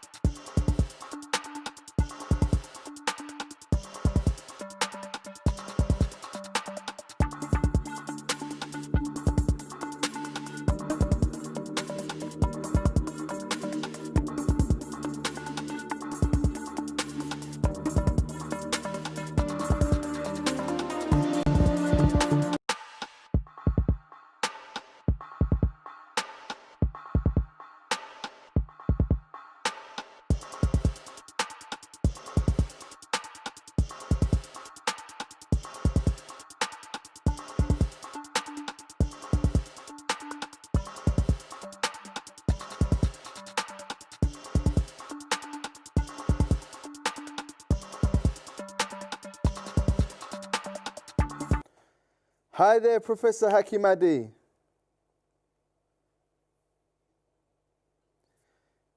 How you feeling? I'm feeling good. How are you feeling? I'm feeling calm. Calm, And it's is it? so good to see you. I've not seen you in fact. What, you did a book launch, wasn't it, of your book, Pan-Africanism. That was the last time I saw you. In London? No, I think it was at the Oh, in- Cartmore in Lon- Centre in Longside, Yeah, no? yeah. That's right. That was about 3 years ago. 2 Yeah, years. yeah. How have you been since then? How's life treating you? Busy. I'm writing another book, so I've been busy. All right then. So what's this? Is this an exclusive? You're going to tell us a little bit of an exclusive about your new Yeah, book? this is an exclusive. All right then. Let's have a little. Right. So we'll get into the book. Then. So, yeah. So thank you so much for participating and helping us to consecrate this festival. Really appreciate in such challenging times. You're welcome anytime. No We're problem. sticking together, all of us, as well as the audience. We're all here for the right reasons, the same reasons. So we're gonna basically just want to have an honest conversation. Okay. This isn't an academic conversation. This is a human-to-human conversation about your experience Glad to hear it. as a Pan-African person first. Okay. So I'm going to jump into some questions with you, okay? So, give us the top 3 things that you've learned about your journey on this research for the Pan-African Congress, the 5th one that happened in 1945 in Manchester. Okay. Well, I suppose that, there are some things connected with the research itself and what I've learned about the Congress. I've learned about those who are involved in it. And then there's some things connected with people that I've met along the way. So first of all, I suppose, the first person to mention is Marika Sherwood, who I wrote that book, 1945 Manchester Pan-African Congress Revisited, that we wrote in 1995. We had worked together before that. Okay. for a few years, and we worked together setting up BASA in 1991 and so on. But that was the first book I wrote with Marika, and then we wrote another book together, and we've collaborated over, now over 30 years, almost 35 years together. So she is one consequence, you could say, of my research, or our relationship, our friendship, and so on. Okay. And then also with people in Manchester. I'm not going to name everybody in Manchester that I've met as a result, but Manchester is the city that I visit most often in Britain outside London. So I tend to know more people in Manchester than anywhere else apart from London in this country. So that to me is something significant. So I have some good friends in Manchester. And as you were just saying, the last book, Pan-Africanism, a history book, was launched in London, but it was also launched in Manchester. Most of the books I've written, including the children's books, have been launched and very well accepted by people in Manchester. So I have a kind of special place in my heart for Mancunians. Good. As I said, Manchester is my favourite city outside of London and so on. So I'm not going to name everybody's name because I'll probably leave somebody out and people will get upset with me. But just to big up, everybody in Manchester, and thanks for their support. And there are some other people actually who are slightly outside Manchester, but always come to Manchester to support me, and I appreciate them very much too. So that's one thing I would say that's important that you learn, is that whatever you do, you don't really do it on your own. It's all about people who support, who give you a place to stay, who help you with various things when you're writing or when you're researching or just in life. So that's, very, very important. And I always say that whatever we do, we do it really as part of a collective. Of course. We don't do it on our own. We don't achieve things on our own. So Never, that's one thing. Then the Congress, to talk about the history of the Congress a little bit, I would say one thing that sticks out about the Congress, or there are probably two things I would say. One is firstly, the fact that it was organized. It's the most famous of all the Pan-African gatherings. Those held in Europe, America, even those in Africa. It's probably still the most important, most famous, which everybody kind of uses as a sort of guide. Everybody claims to kind of represent or to be, whether they do or they don't. So that's very important, and it's come out of the community in Manchester as well as those who were activists in Britain at that time. But one of the key things about that is that the Manchester Pan-African Congress was organised by a coalition of organisations, essentially all the main Black organisations, African and Caribbean organisations in Britain, as well as some in Africa, came together to organise this event. So that in itself is remarkable. Of course. Not just the organisations in Manchester, let me just emphasise that. The organisations in Britain came together as one to organise that. So that to me is something very, very important that today we shouldn't lose sight of. Because everybody knows, I know how difficult it is to unite people, to organise an event. Trust me. But they organised that, not, as I say, throughout Britain, they got people together. People of different political ideologies and ideas, different organizations, men, women, and so on and so forth. So I think that's very, very important. And one could go on about that forever. It's probably very few occasions on when that's happened. In the history of Britain, or history of African and Caribbean people in Britain. So that's one thing that's very, very important of it, and we shouldn't lose sight of that. Okay. Not only did they come together, but they generally agreed on the political orientation that they were adopting at that time, based on their experience and based on the experience of the Pan-African movement and the wider political movement, the international communist movement, of which people like George Padmore had been a part.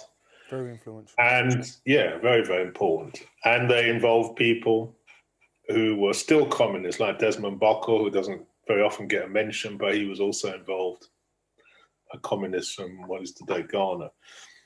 So the politics then of the Congress is also very, very important. And it stands out from nearly every other Pan-African gathering that there's been, whether in Europe, America, and even in Africa. There's maybe one other which is similar, but Manchester really hit it. And that is that all the delegates were representatives of, as I said at the time, representatives of the masses of the people. That means workers, farmers, the people who produce all the wealth in the world. Kept it going. Yeah, those who produce everything. And it's sometimes forgotten today that it's not bankers or stockbrokers or Exactly.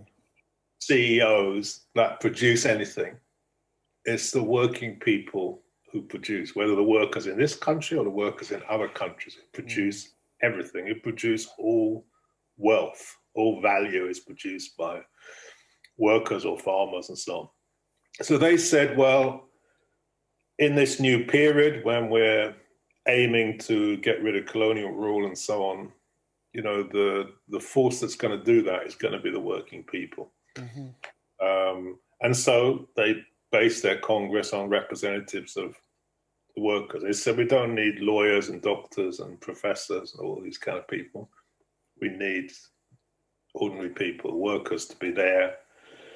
So that's the kind of root of the Congress. But at the same time, if you look at the politics, you know, in the famous photos that were taken, you see the slogans of that Congress, which are not just concerned with Africa or the Caribbean or Black people, although there are slogans against the color bar in Britain, against Jim Crow in the US, but there are also things against anti-Semitism, very topical today. There are things about the Arabs and Jews should unite in Palestine against British imperialism. There's slogans about oppressed people of the world should unite. There's a slogan, labor in the white skin cannot emancipate itself whilst labor in the black skin is enslaved. In other words, that all workers, not just Black workers, but all workers need to unite for their common interests, their common aims, and so on. So this, what I would call internationalism, and it manifested itself in other ways, was very, very important. And at the time the Congress was held, they actually hoped to hold another Congress in Africa 2 years later. Okay. With the support of workers in Britain. So they were very keen.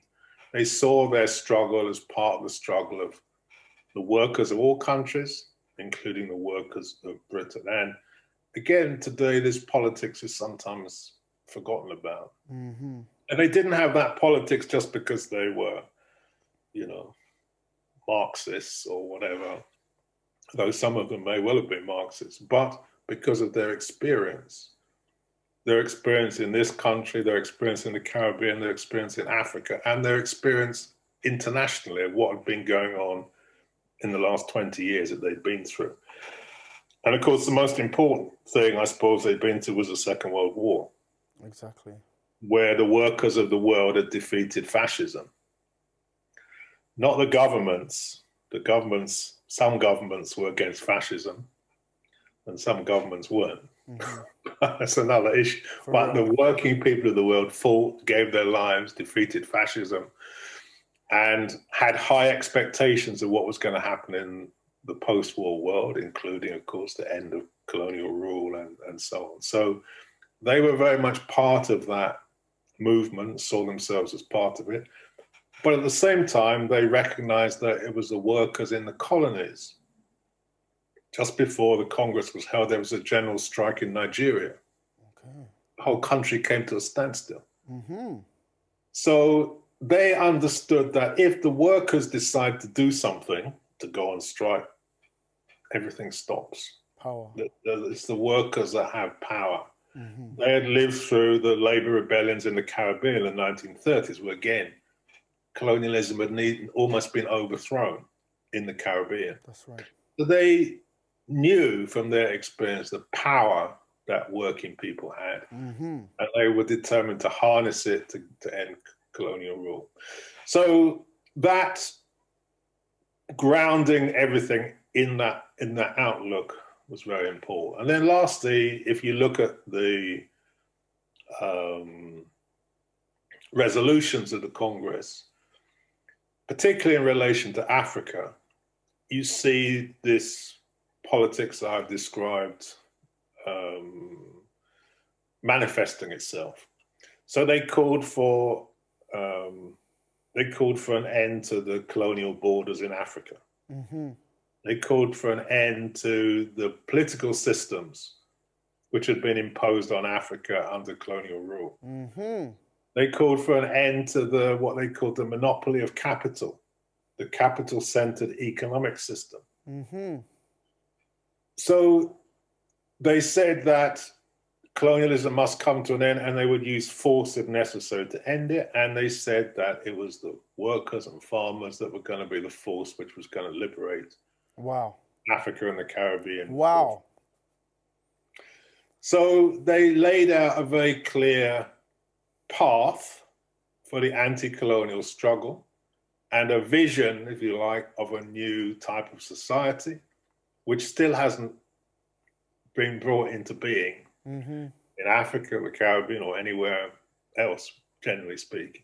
So they had very, very clear vision and politics and so on. So I think those are the things which stand out for me, which I really came across when I first started looking at it 25 years ago or whatever it was, a bit longer than that, and which have stayed with me and which make the Congress so important. It's not like the other Congresses. Nobody celebrates the Congress from 1919 or 1921 or 1923 or 1927. Nobody talks about it generally. 1945, everybody talks about it, and it's for those kinds of reasons that it's so important.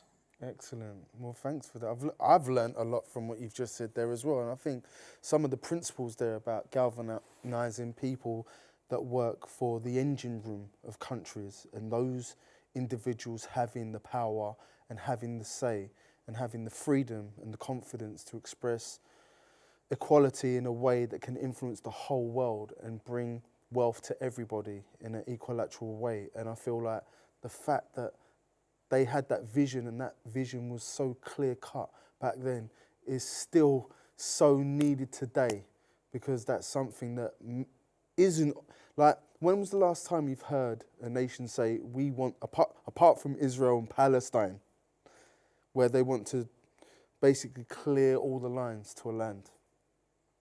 I mean, that's mental. That's such a bombastic thing in 2020, no? Well, what can you say? I mean, Israel is,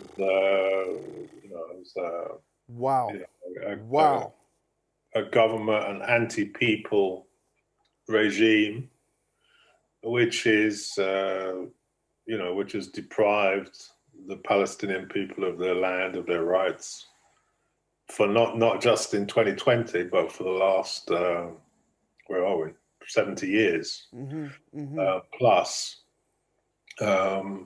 and a regime which, unfortunately, or whatever you look at it, is supported by the big powers, principally by the US, but also by the government of Britain and other countries. And it's also got to the stage today where if you criticize the government of Israel, people call you accuse you of anti-Semitism, which is shows you how much influence that government and its supporters have. Of course.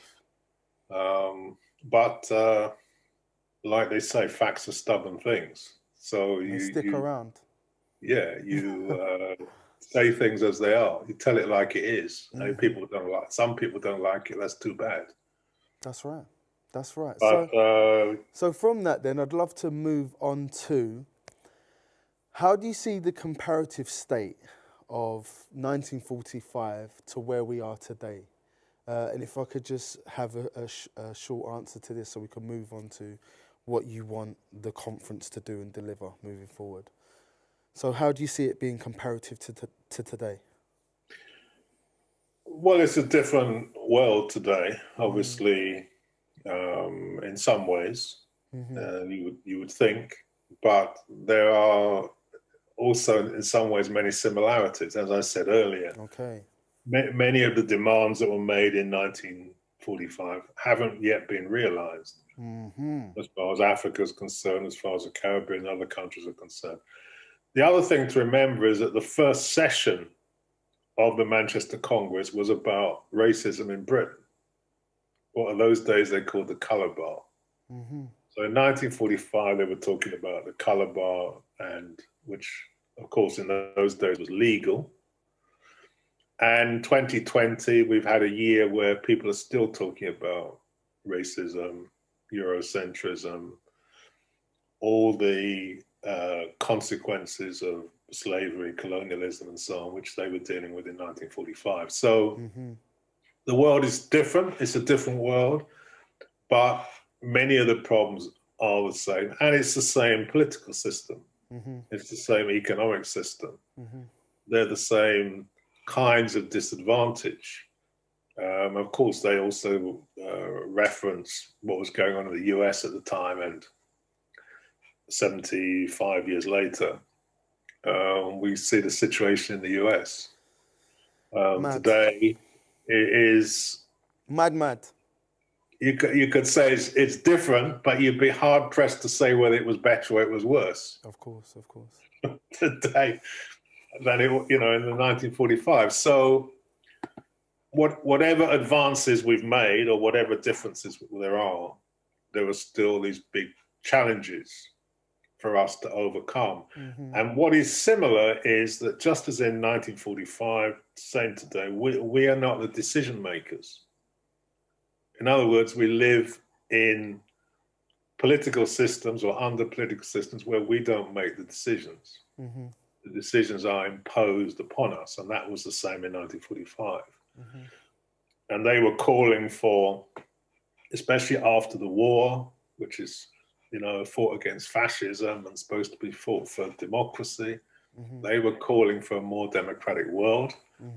And 75 years later, we're still calling for a more democratic world, a world where we are the decision makers. Of course. We decide everything. We don't have that. People claim that we live in a democracy, but how can it be a democracy when you don't make any decisions? Democracy is government of the people, by the people, for the people. We don't have that. US doesn't have that. France doesn't have that. African countries don't have that. Most of the Caribbean, with maybe the exception of Cuba, doesn't have that. So that's a big challenge that faces us, how to get that in 20. How that translate today? Like everyone's been talking about that documentary, social media documentary on Netflix about how systems would and countries would govern people, and now it's our technocratic society and our own mirrors that are controlling the way we think and the things that we buy. So it's interesting, that comparative analysis between the political state and now the state, the Yeah, consumerist state. maybe, but there's still people behind all these things. It's not that. It's not that we're in the time of the Terminator. Yeah, We're not being ruled by machines. Of course We're not. being ruled by human beings. But we're being ruled by a handful of human beings, whereas the majority of us have no say, and that's what needs to change. of course. Because as long as that system of rule by a minority continues, we have all the problems that we're familiar with: economic problems, political problems, racism, people being denied their land and their rights, as in Palestine, pandemics, all of these things, devastation of the environment. All of these things are caused because the world is ruled by a few people. The economic system is geared in the interests of a few people, and that is what needs to be brought to an end. Of course. So on that note, in terms of consecration for the conference, what kind of aspirations do you have to come out of the conference, See My World conference? Well, I always think I've been attending these commemorative events since 1995, so that's 25 years.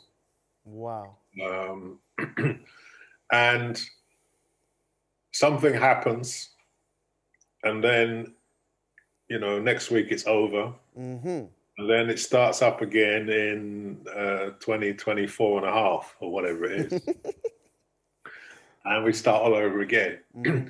So I think I started off by saying one of the key things about 1945 was people coming together to kind of create something.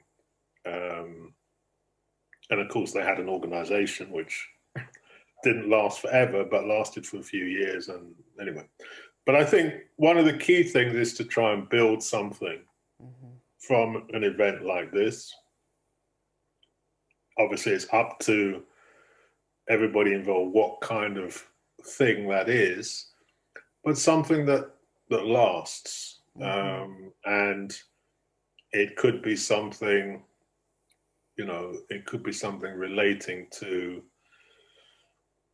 history and understanding the history and involving young people in finding out more about the history of the Congress, the community in Manchester, and so on. I know some people are already doing those kind of things, but there's certainly more work that could be done and extend it even beyond or outside Manchester. But certainly to start off with something involving young people. And we have a problem in this country that young people, especially young people of African and Caribbean heritage, don't really like history. Not many people want to study history at school. Even fewer want to study at university and so on. The reason for that is because the kind of history they're presented with excludes people like them. It's a very Eurocentric curriculum and so on. But by not studying or understanding history, we kind of lose a lot, because we study history not just to understand the past, but to understand the present and to be able to act in the present with confidence and to change the present and change the future. So history is a very, very important subject, and it's good to get young people involved in it, understanding it and so on, and understanding all the amazing people that were around in Manchester in the early days. I see now Len Johnson is becoming popular again. I don't know why he's suddenly become popular, maybe this year. But there are many important people and important communities. So that's one thing that I think is very important. And to build something, we have a Young Historians Project, which I'm involved in, which does that kind of work, but there's certainly room for others to be involved, to build on it. So that's one thing I think that's important. And then the other thing is I've kind of outlined the politics of that time, which was to unite people, to unite not just African and Caribbean organizations, but to unite people in general, and to see them working together in their common interests and so on. And that's also very much part of the history of Manchester. And if you go back to the 18th century, Manchester was one of the centers of the struggle against human trafficking, slavery, and so on. Thousands of people in Manchester took part in that struggle. The women's vote as well. Nobody talks about it today. So building on those traditions and involving young people in, political activities which unite people, which try and address the problems that they face, I think is also very, very important, even if it's done in a small way. Like, what are the problems facing young people in Manchester? How are they involved in trying to bring about solutions to them? So establishing something which unites everybody is not, Easy task. doing things is never easy. But if we are to celebrate, we celebrate 1945 by kind of emulating it. There's no point in celebrating and then we say, oh, that was very good, but we're going to do something completely different. So to me, you celebrate it by building on it, by saying, okay, this is what they could do then. Why can't we, even if we attempt to do something, it's better than not attempting anything. So as I say, I think those two areas for me are very, very important. Excellent. Well, so for us, this is a communal attempt, a collaborative attempt by multiple organisations, multiple young professionals in all different fields to put on a set of activities that is solution-focused, project-based learning approaches, and a unifying intergenerational intention so that we can talk, we can share, we can learn, we can activate, and we can sustain our thoughts, our efforts, our conversations. So we're really, really blessed to have your presence, and we're really blessed to have the team that we have put in the live stream on, doing the camera work, doing the marketing. And I hope that everyone out there has appreciated what's been said today. We can't thank you enough, Professor Hakim Hadi, for your time. You're welcome. And your continued and sustained support. And we'll be seeing you every day. So on that note, in terms of youth, we've got the youth panel tomorrow on seemyworld.net. You can live stream that. I think it's 6 till 8. And we have a film from Sue Andy, The Tribe of Freedom, which is basically chronicling the families of the attendees of the 5th Pan-African Congress in 1945. So just building off the back of that. Please follow us at Big People Community and seemyworld.fest. If you want to give people your your website so people can learn more about what you do, Professor Hakim? You can Google me or find me at hakimhadi.org. Very easy to find. Cool. So, guys, if you want to do more research on history on this specific event, this is the guy. Go onto his website, learn, buy the books, read, and come back and have something to contribute. If you've got a solution, remember, this is solution focused, that anyone can have their say. If you've got solutions, please send us messages, whether it's on our socials or in the Zoom calls, etc., any event, because you guys, you're the audience, but you're partners in the solution. So make sure you stay locked in. Okay. I should also say that if anyone, young people are interested in history, as I've mentioned, you should Google Young Historians Project. Go to their website and you'll see the kind of work they're doing. If anyone wants to get involved in that, just get in touch with the Young Historians Project. Excellent. And we'll link you in. Brilliant. Right, so Professor, I'm going to catch you soon. Thank you for your time, and I'll see you shortly. Signing out. Take it easy. Right. Akala coming next. Stay locked in.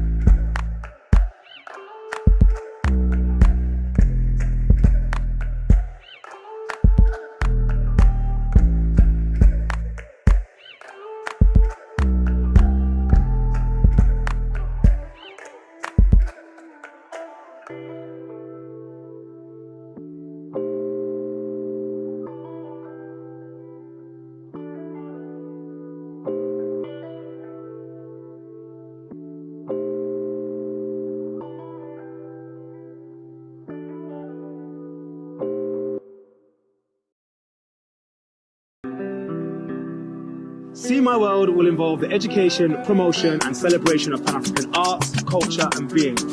This October 2020, between the 15th to the 18th, the same weekend of this historic meeting, there will be a festival reenactment of the 1945 Pan-African Congress, incorporating debates, forums, seminars, exhibitions and performances.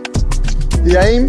To establish a new cultural practice for Pan-Africans across Manchester and the UK, so we can establish historical legacy across the world. Big up to yourselves and big up to our sponsors. Let's make history, let's make a legacy. Come see our world.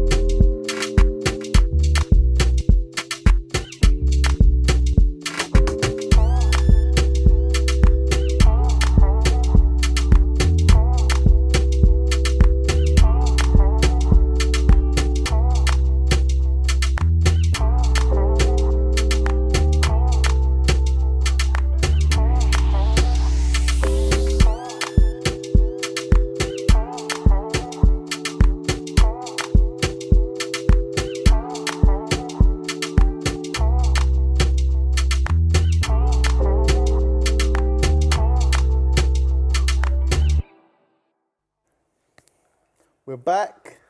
See My World Festival in conversation with Akala.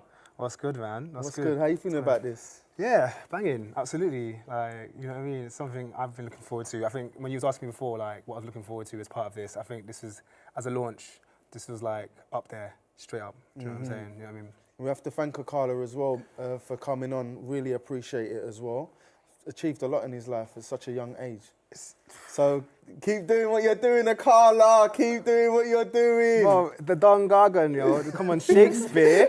Shakespeare, Mr. Roll with us or get rolled over. Do you know what I mean? Early doors, cool. You know what I mean? But let's bring him in. Let's bring him in. Akala. Yes, fellas, well going. Can you hear me? Good. Yeah, good. Can't complain. Yeah, I'm all right. Well, it's 2020, so I could complain. We could all complain. But, my gosh. But I'm not going to. Yo, them dreads are looking healthy still. Yeah, bro, they're coming along. Bro. Man's been considering trimming them, but I'm just like, nah, you know what? Nah, let that grow. Let that grow. I need to get it retwisted still. Yeah, no. What do you use to clean them? Do you use like apple cider and that, or do you use like apple cider? I use black soap. I use all sorts of different things. Cool. Yeah. Anyway, so we're going to crack on. I'm just going to get into this one. Right, so basically we've got Tommy here as the General Secretary. She's scribing and doing the polls. So she's just going to take us through some house rules. Yeah, Akala, thank you so much for joining. And obviously hello to everyone as well who has joined. My name's Timmy and as Rob mentioned, I am the General Secretary for Big People Community. So these house rules, we're just going to go through quickly. Obviously, we've asked the audience to submit some questions for us, and we just want to say thank you to everyone that has submitted. We've picked a few, and we're going to go through those in a minute later on in the meeting. But for those that weren't picked, we thought we still want to shed some light on what's being asked and get you guys to interact properly. So we've added these as polls on our interactive web tool called Slido. And we would ask you guys to please head over to www.slido.com during this session and just take a look and interact with us and give us your thoughts and answers. I'll be changing these every 15 minutes just to get a circulation of good content. And yeah, as I mentioned before, we're keen to know your thoughts, ideas, and how we can build and shape a better future, how we can build lasting establishments and institutions. And then at the end of this session, we'll present some of the answers, but keep posted on seemyworld.net because we're going to be sharing some of the answers throughout the 4 days that we're running this. So Rob, Tunde, I hand it back to you. Thank you very much. Thank you. Just going to say, could you put that link in the chat box for people, please? Of course. Thank you. Of course. Yeah, man. Yeah, no, I mean, yo, we need to get into it because obviously time, innit? And I know, like, we've got, like, my man's got loads of things to do, innit? So. Okay, so let's jump in. Akali, you ready? Yeah, I'm ready, man. I'm ready. All right, then. So basically, we just wanted to ask, what's your vision for future Pan-Africans and how do you see young people in the UK bringing this vision about? Well, firstly, I want to be clear, obviously, like, I'm not like the spokesperson or the person in charge or any of that sort of stuff. And so when I say my vision, I don't see myself as someone whose vision people should follow. I'd more state it as my opinion or things I'd like to hope to see. Some of which is already happening, right? I think that if we think to when I was younger, a lot of British Caribbeans, for example, were so brainwashed that many of us used to make fun. Not me, luckily, because I went to Pan-African Saturday School. But you saw many Caribbeans make fun of Africans, for example, right? There was still this silliness of not even understanding that you're just making fun of yourself, your cousin 5 times removed, and not even that far removed, right? So there was some of that sort of foolishness. We don't see much of that anymore. In fact, you know, obviously I was in Ghana for the year of return, and what we saw is the whole African diaspora, Black Americans, Black Caribbeans, people from South America, Black Portuguese people, basically everyone who could get the money together because the flights were unbelievably expensive, going to Ghana on holiday.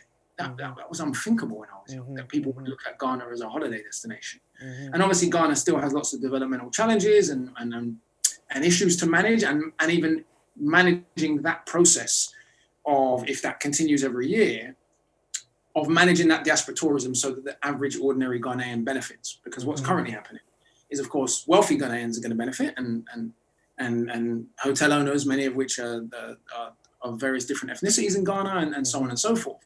But the average working class Ghanaian is not yet benefiting from that process. So you can already see, if that's not managed well by the government, there could be some tension there. But nonetheless, there is something very, very positive that we've gone from a situation in which people were so brainwashed they saw Africa as nothing but basically poverty and backwardness, even Black people, and saw being African as an insult, to a situation in which people now see Ghana as a holiday destination. I also went to Senegal about a year and a half ago. I mean, I've been to loads of countries on the continent, but Senegal is somewhere else I would recommend to people, like as a holiday place, not just a place to go check family if you've got family in Nigeria or elsewhere. So some of those positive cultural trends are going. Unfortunately, a lot of it is being led by civilians, by ordinary people, by activist groups such as yourself. And it doesn't seem yet to be a coherent vision from the governments of Jamaica, Ghana, and Nigeria in particular, so the bigger countries in the region, to form a coherent economic Pan-African agenda. And this should be in their own self-interest. If we take the Jamaican government, for example, they've already lost one diaspora in Panama. There's a Jamaican diaspora in Panama. They basically become Panamanians, right? The Jamaican diaspora in Britain are becoming culturally English. And once the Windrush generation die out, our grandparents' generation, I actually lost my grandmother at the beginning of this year. Many people are not going to continue sending money back to Jamaica if those cultural links are not nourished. They probably won't visit as much, so on and so forth. And so the Jamaican state and the Jamaican Tourist Board, for self-interested reasons alone, needs to make a play to recapture that diaspora in a very serious way. So, for example, the Jamaican diaspora in Britain sends about was sending, when I last checked, about £2.4 billion a year back to Jamaica.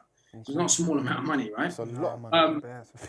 That would be an enormous amount of money for the Jamaican government to lose. But sending money just back to our family members is one thing. there is not yet a coherent agenda, again, from any of the governments I just mentioned, to use some of that remittance money as investment in infrastructure and projects and so on and so forth. So what I'd like to see is us as British Africans and Caribbeans using our relatively privileged position in Britain to form think tanks and pressure groups like other groups of people do, to form economic agendas that can push greater economic integration in the Caribbean and West Africa. Greater facilitation of travel and trade and so on and so forth. One of the things I've been thinking about for a long time is Commonwealth educational repatriation, i.e., if you think about some of the debate around black boys in the education system in Britain, sorry, I've closed my entourage, sorry about that. When you compare the academic outcomes of black children in Britain to middle-class children in Nigeria, middle-class children in Jamaica, middle-class children in Trinidad, middle-class children in Ghana, you see that the gap is unbelievable, right? Ghana's just a couple of years ago put a satellite into space, right? Wow. The University of the West Indies, the University of the West Indies is in the top 5% of all the universities in the world. There's 2 million people in Jamaica, which are the top 10 in the world for murder rate, right? So there is still, for all of the problems, political mismanagement, corruption, whatever else that exists in countries in Africa and the Caribbean, those traditional black values of you have to learn your book, my you, are still there, basically, right? There isn't yet this celebration of stupidity and putting each other down for being clever and all that sort of stuff. And so some of the kids that are struggling in England, we could push an agenda. This is just one policy example, for example, to push the Department for Education, the British Council, the Commonwealth Office, and the governments of those countries to say, all right, look, we think the reason black kids are failing is institutionalized racism. You think it's black culture, whatever you want. If we genuinely have a vested interest in seeing some of these kids do well, remember people's parents used to send them back home. But if your parents are poor back home, sending your youth back to the ghetto probably ain't gonna make it, right? No. But sending your kid back to one of the better schools in Jamaica, Ghana, or Nigeria, they just simply won't be permitted to fail. When I checked 2 years ago, the top school in Jamaica, every single child got 5 A to C's in GCSE. At the school ranked 30 if it was still 75%.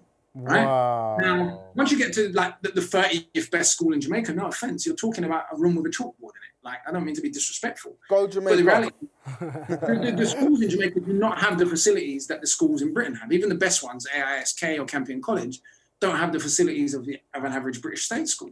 So how can children in that environment, I taught at a school called Jonestown Boys, which is on the border of Rima and Denham Town, down right in the ghetto.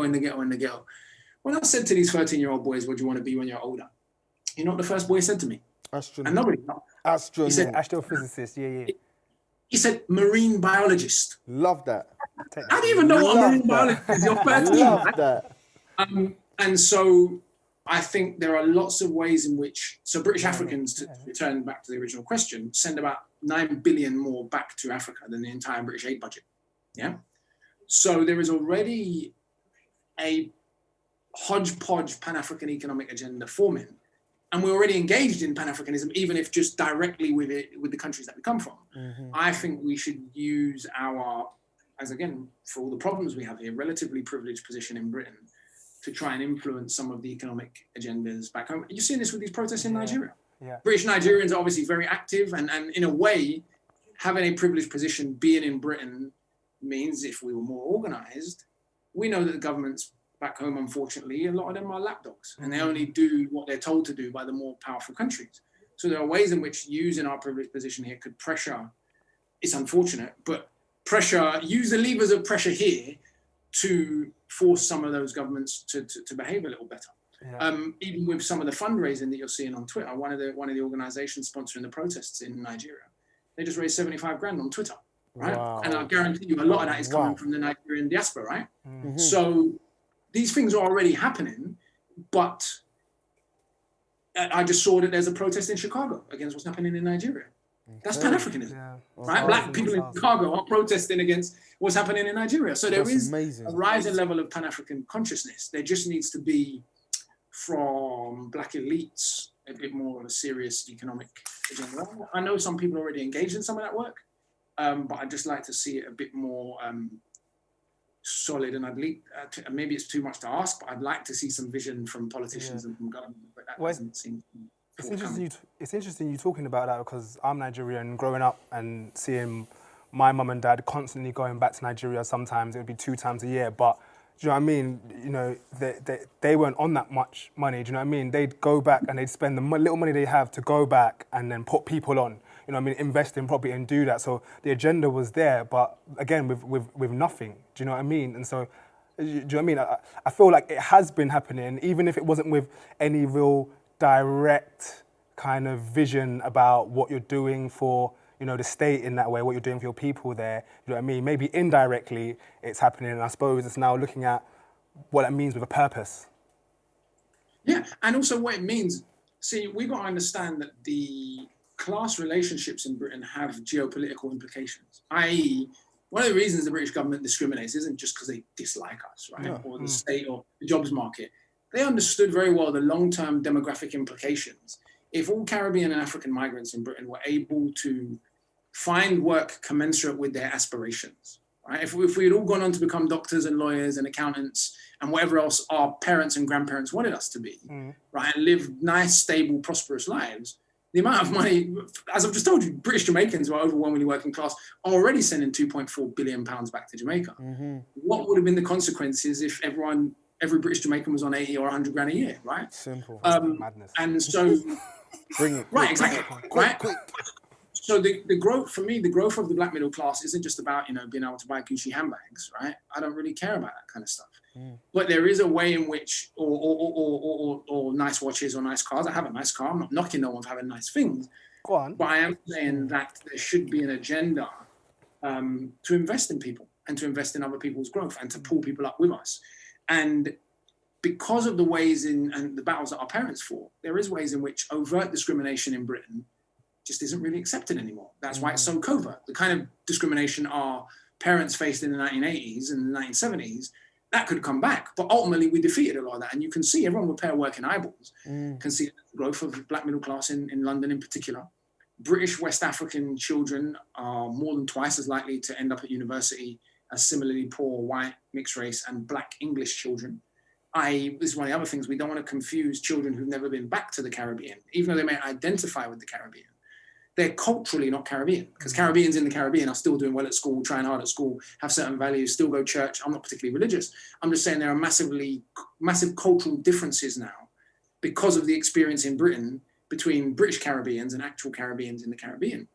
Antigua, for example, is a mid-GDP country. Average salary in Antigua is more than $20,000 a year. The last year in Antigua, there were 3 murders in Antigua. Wow. Primary and secondary school are free. Wow. Granted, it's a small country, it's only 80,000 people. Primary and secondary school are free. Most Antiguans own a home, own a little bit of land, and have a car. It's not what people think it is. Like it's almost a middle class country. Like I said to you, the average salary in Antigua is like $22,000 a year, and that is even with political mismanagement.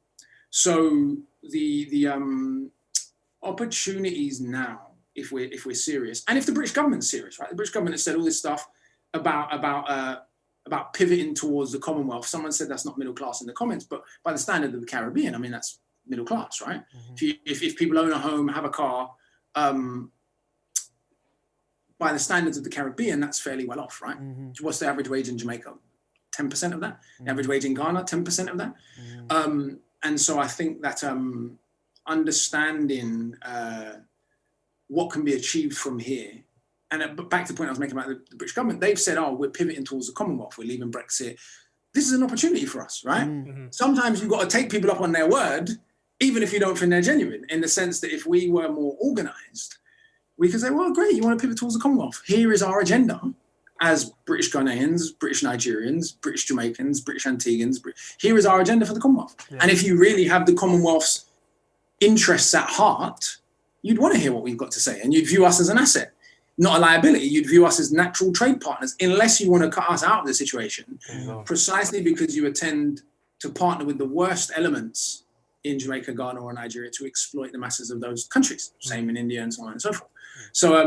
So I think, like I said, it's just organization. We have a lot of freedom comparatively to other parts of the world, a lot of prosperity comparatively. We might not be doing well in Britain, but compared to many other parts of the world, there are lots and lots of spaces and places, and I think lots of freedom internally. We can see that the culture that's now emerging, where it's just normal for black kids to go uni because of the emergence of the children of British West African university educated civil servants, basically, and accountants, whose parents, probably some like your parents, bro, probably arrived in Britain in the late 80s or early 90s or mid 70s, basically a little later, probably went uni back home. Like a huge portion of that population brings with it a different class culture in a way. Yeah. Whereas the university educated Caribbeans tended to go to America. So actually the class composition of British and American Caribbean migration are quite different. But if we make that the cultural norm and the cultural expectation and start being like, right, you never did well in school, fam. Like, man are looking at you weird. Like, right, you never got your grades. Like a social norm. Yeah, right, that's immediate. No, but that's how it is. That's how it is. Bro, my brethren's slum in Kenya is a literal rubbish dump. And I'm not saying that to be horrible. I mean, literally, it's where the waste from Nairobi is dumped. Wow. When I went to work with him and his man, and they built a little library in their hood, they built a recording studio. Like, education was still admired, even in a place where literally the rubbish is dumped. So I think that we just need to recognize that the conversion to being culturally English and taking on the values and expectations of the British class system has not been good for us. And actually, there needs to be a sort of reversion to more traditional Caribbean and West African values. And remembering exactly what you just said about your mum, she came here with an agenda. She's like, I want to make my pee and go put people on in Nigeria, right? There has to be that kind of an agenda, right? Where it's like, right, I'm here for a purpose. I'm not here to just clown around. Just being from a Caribbean and Asian background, my godmother, Auntie Yvette, who's Jamaican, was a vice principal in a school in Tottenham. So she and my mum basically left school without any GCSEs, but she was like, education, education, education, and then retired at 50 years old. Do you know what I'm saying? So those Caribbean values or African values and African values are so important when it comes to education, because we were told when we were young, that's the thing that can create equality when it comes to getting a pathway to employment or to accessing a specific vernacular or terminology or language that might isolate you or alienate you from access to a specific resource. And it doesn't have to be financial. It can be a human relationship. No, and that's absolutely. why I'm very grateful. And when you say about Antigua, my godmother was Antigua, Auntie Jocelyn as well. So I have to big up Auntie Jocelyn and Auntie Pat as well. And I'm really grateful for their, for the education that they've given me. But yeah, thank you for that as well. So I know, because obviously it's all heating up inside the chat box as well, but we've got a few more questions as well. So hold tight. You know, it's all going up in the room. Right, you can see it well. I just read that out. I don't know why I did that. I got distracted. But it's good though. It's good. This is supposed to be just a conversation. Yeah, it's calm. It's like, we're talking. Yeah. So tell us more about Akala, innit? We want to know more about you in terms of what you've recently learned that you'd like to share with the Pan-African community. You know what I mean? Funny enough, I didn't know much about Antigua. That stuff that I've just told you about Antigua was new information to me. I didn't know, because obviously in Jamaica, secondary education is not free. You know, you've either got to be very bright or you've got to pay. I didn't know it was free in Antigua, and I didn't know that the standards of living in Antigua was so much higher. Obviously, it's a much smaller country, and so the constraints and challenges are different. But again, the sort of cliche Caribbean doesn't tell us as much, because the differences even between Caribbean islands can be quite large. Vast. But also something I've been thinking about a lot. It's not new information, but when you think about the way the Caribbean is depicted in Britain, and then you look at the fact that for all of Caribbean's problems, the living standards in the Caribbean are vastly higher than any country in Africa, including North Africa, than anywhere, the most places in Asia, including India, Pakistan, Bangladesh, Indonesia, the Philippines. When you start looking at GDP per capita, life expectancy, so on and so forth, the problem in Jamaica and Trinidad and Guyana is violence, right? And that comes out of inequality, out of the Cold War, out of the drugs trade. But the actual living standards, because there is a semblance of good sanitation, some semblance of healthcare, for a whole host of reasons, an overabundance of food. None of this is me saying Caribbean culture is better than other cultures, by the way, which is the silliness that's said about Caribbeans.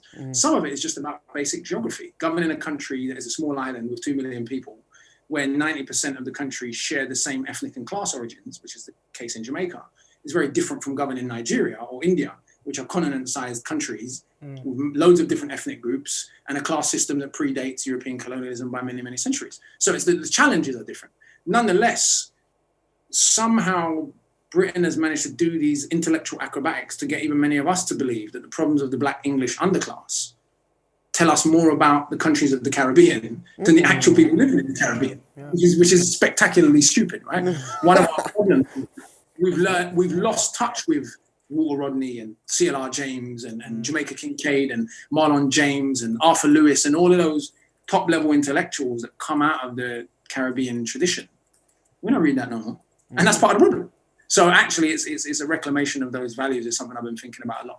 But also just economics. I know that traditionally most of the Pan-African vision was socialist along a sort of Cuban, Soviet Union influenced model because of obviously the Soviet Union's influence in Africa and the Caribbean and even more so Cuba. I'm not sure at this stage of human history what economic model to follow, right? There was obviously in the Caribbean, there's a tendency towards democratic socialism. In Ghana and Nigeria, etc., innit? Yeah, but I mean the English-speaking Caribbean, right? Okay. I'm not sure at this stage that type of socialist government can or can't work. I could be completely wrong, right? But I look at the developmental history of, say, South Korea. In 1961, South Korea was twice as poor as Ghana. In 1961, it went in one generation from being one of the poorest countries in the world to being a 90% middle-class country.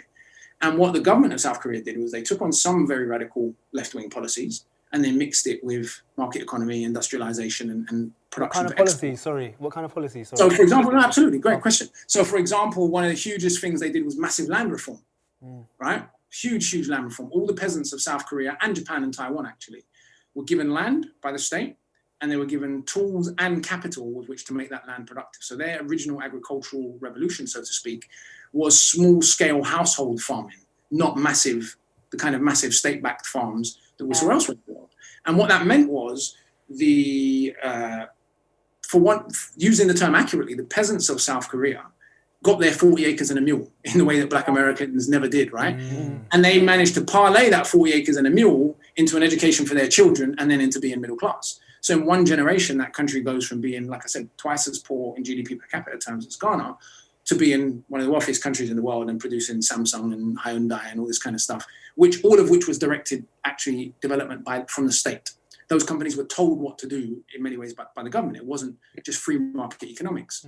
Whereas in Africa and the Caribbean, a lot of our governments have been bullied by the IMF, the World Bank, by the Washington Consensus. There's a great book by a Korean economist called Hajin Chang called Kicking Away the Ladder, or Bad Samaritans, which looks at some of those horrendous policies.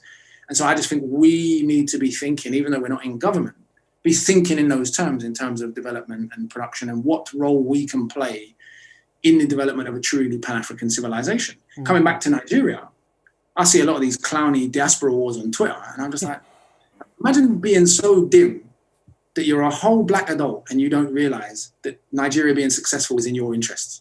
Like, on a basic level, what are the long-term demographic impacts if Nigeria becomes a successful middle-income country of 200 million Black people? If the Nigerian NBA or the Nigerian Premier League was able to pay even 5% of what the British Premier League and the American NBA could play, do you think Black managers would be crying and complaining about racism and not being able to get jobs in England? No, they just say, well, I'll go work in Nigeria.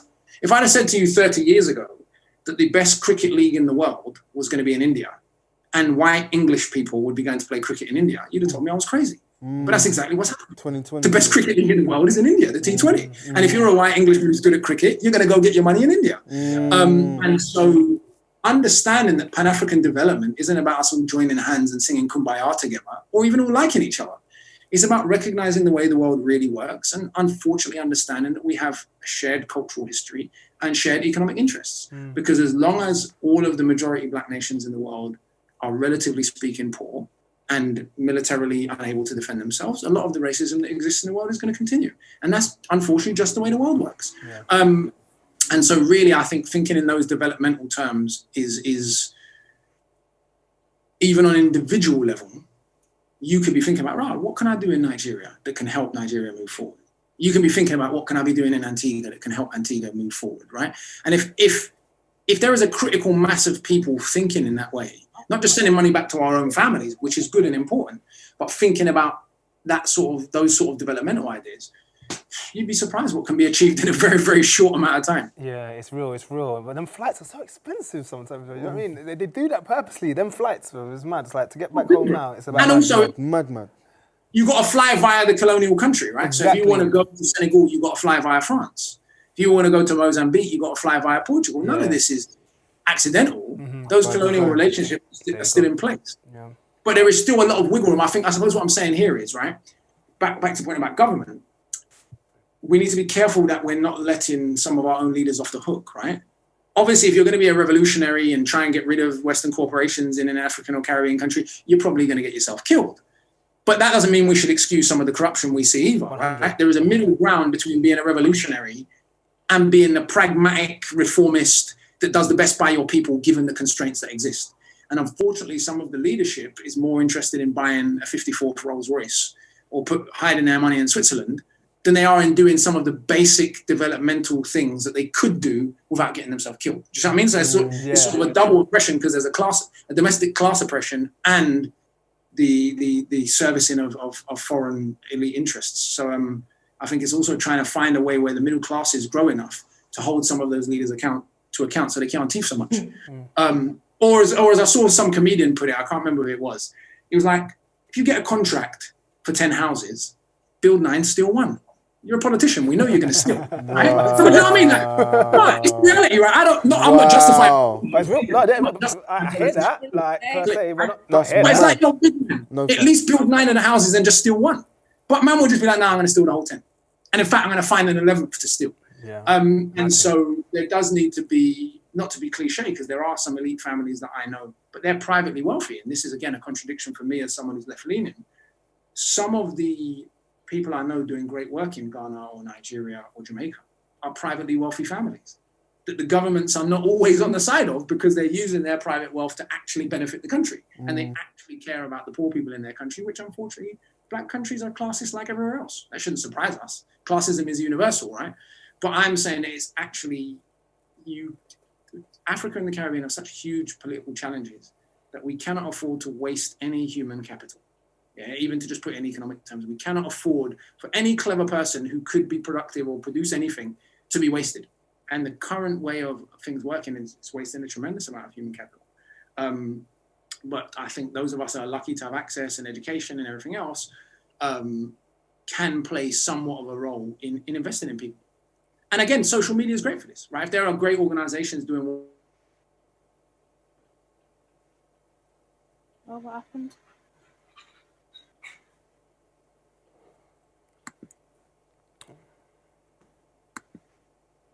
Oh, what's happened there?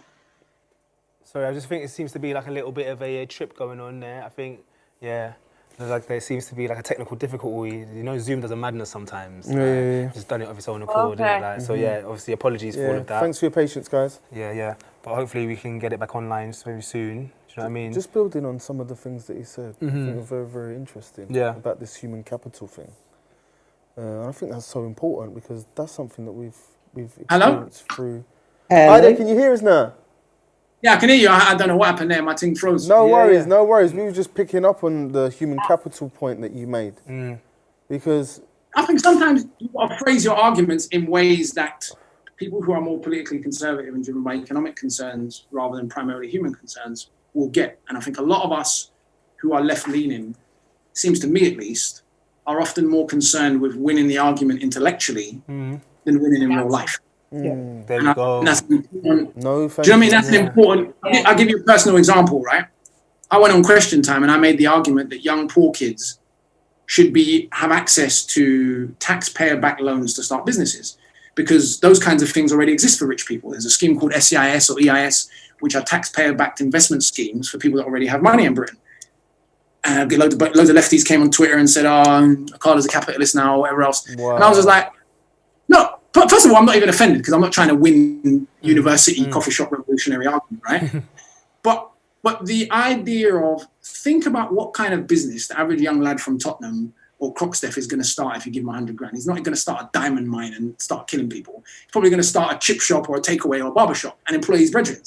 So sometimes people are so addicted to theory, they don't think about the practical implications of a given set of policies. Anything short of a revolution doesn't count. And I'm like, fair enough. Call me whatever names you want. But I know that the young boys I work with in the street, without access to capital, they're going to stay in the street. You can believe whatever you want at uni. If you come out here with the youth them and you tell them to come off the roads without an alternative source of capital, they're going to laugh in your face. Thank you. Comprende. Right. So we have to find a way to channel some of that energy positively. And it would be a magnificent outcome if some of the young brothers in the street ran a barber shop or a coffee shop or any sort of small business or a takeaway or whatever it is. Those would all be much better forms of quote unquote capitalism than selling food on the street and going to prison. And so we should be, to me, focused on solving concrete problems in real time, rather than just trying to win the sort of intellectual moral argument on Twitter. 100%. And that doesn't mean justifying doing fuckery neither, pardon my French, sorry. It just means a trade-off between actually winning in real life and trying to make a difference in real life, not just in theory. Sorry, I cut you guys off. No, that's right. I know Tommy's got a question as well, hasn't he? Shout out Jensek. Yeah, thank you. So you've touched on quite a few aspects of the question I'm about to ask, so I'm going to try and rephrase it a bit for you, Ricardo. The original question was, what things would you like to see from the next generation of Pan-Africans regarding social, political and economic development? And I think we should probably just focus on the political element because we have touched quite a lot on the social and the economic so far. Yeah, they're all interrelated, right? Obviously, Black internationalism, showing solidarity with Black Americans, with Afro-Brazilians, and with other oppressed people. This isn't my thing has never been, Black nationalism, screw everybody else. But Black people have a coherent sort of set of challenges and issues, and I have no desire to unify with some Black people, right? This is not an idea. This is not me saying that all Black people are paragons of morality and everyone else is scum. Some Black people, like everyone else, are not good people. And will exploit you and brutalize you. And some of us at different stages of our lives. I made some terrible mistakes when I was a teenager and a young boy. So I'm not even putting myself on a moral high horse and saying, I'm such a good person, other people are bad. My friends really did badness. I just chose not to promote it in my music and make myself look cool off of it. My uncles and cousins really did badness. And this is some of the people I was around. But contradictory to that, they proper rated man because I was the professor. So politically, I would like us to not lose sight of caring. I don't want us to become a version of what we see in British politics, this sort of conservative, bootstrapping, I made it, screw poor people type politics. I have no desire to see that. Black people making it that don't care doesn't impress me at all. No. Whereas if you make it and you're like, I made it, I'm still trying to buy the community centre, I'm still building things in Yard, which Raheem is doing, respect, more power to you, I'm happy for you. But I'm not just going to be like, go on, you made it. So what? If you don't care about the community, you're making it basically irrelevant, right? And so politically, I think that the kind of aspirations towards democratic socialism that exist in the Caribbean, in theory, governments in the Caribbean pretend to care about poor people because they have to, because those democratic socialist ideas are still there from the era of Manley and Eric Williams and everything else. I'd like to see those realized in real life, where we don't just look up to people for being financially successful.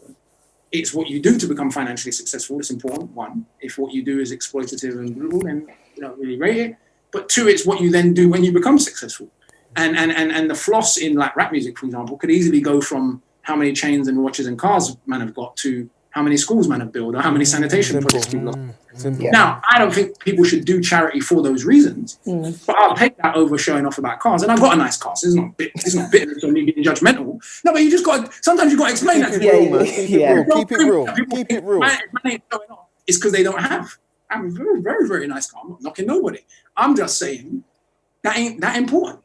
What's more important is that despite the fact that I'm doing okay, I'm still in the street working with other people's children. That should be more important and does generally garner more respect than me just being like, I've got, so screw you lot. And that's what I mean politically, that I think a model of development that isn't just about creating more billionaires, but it's about creating countries that are better for everybody. Which is why you say South Korea or Taiwan or Japan, even though they've got other social issues, everybody in the country benefited from development.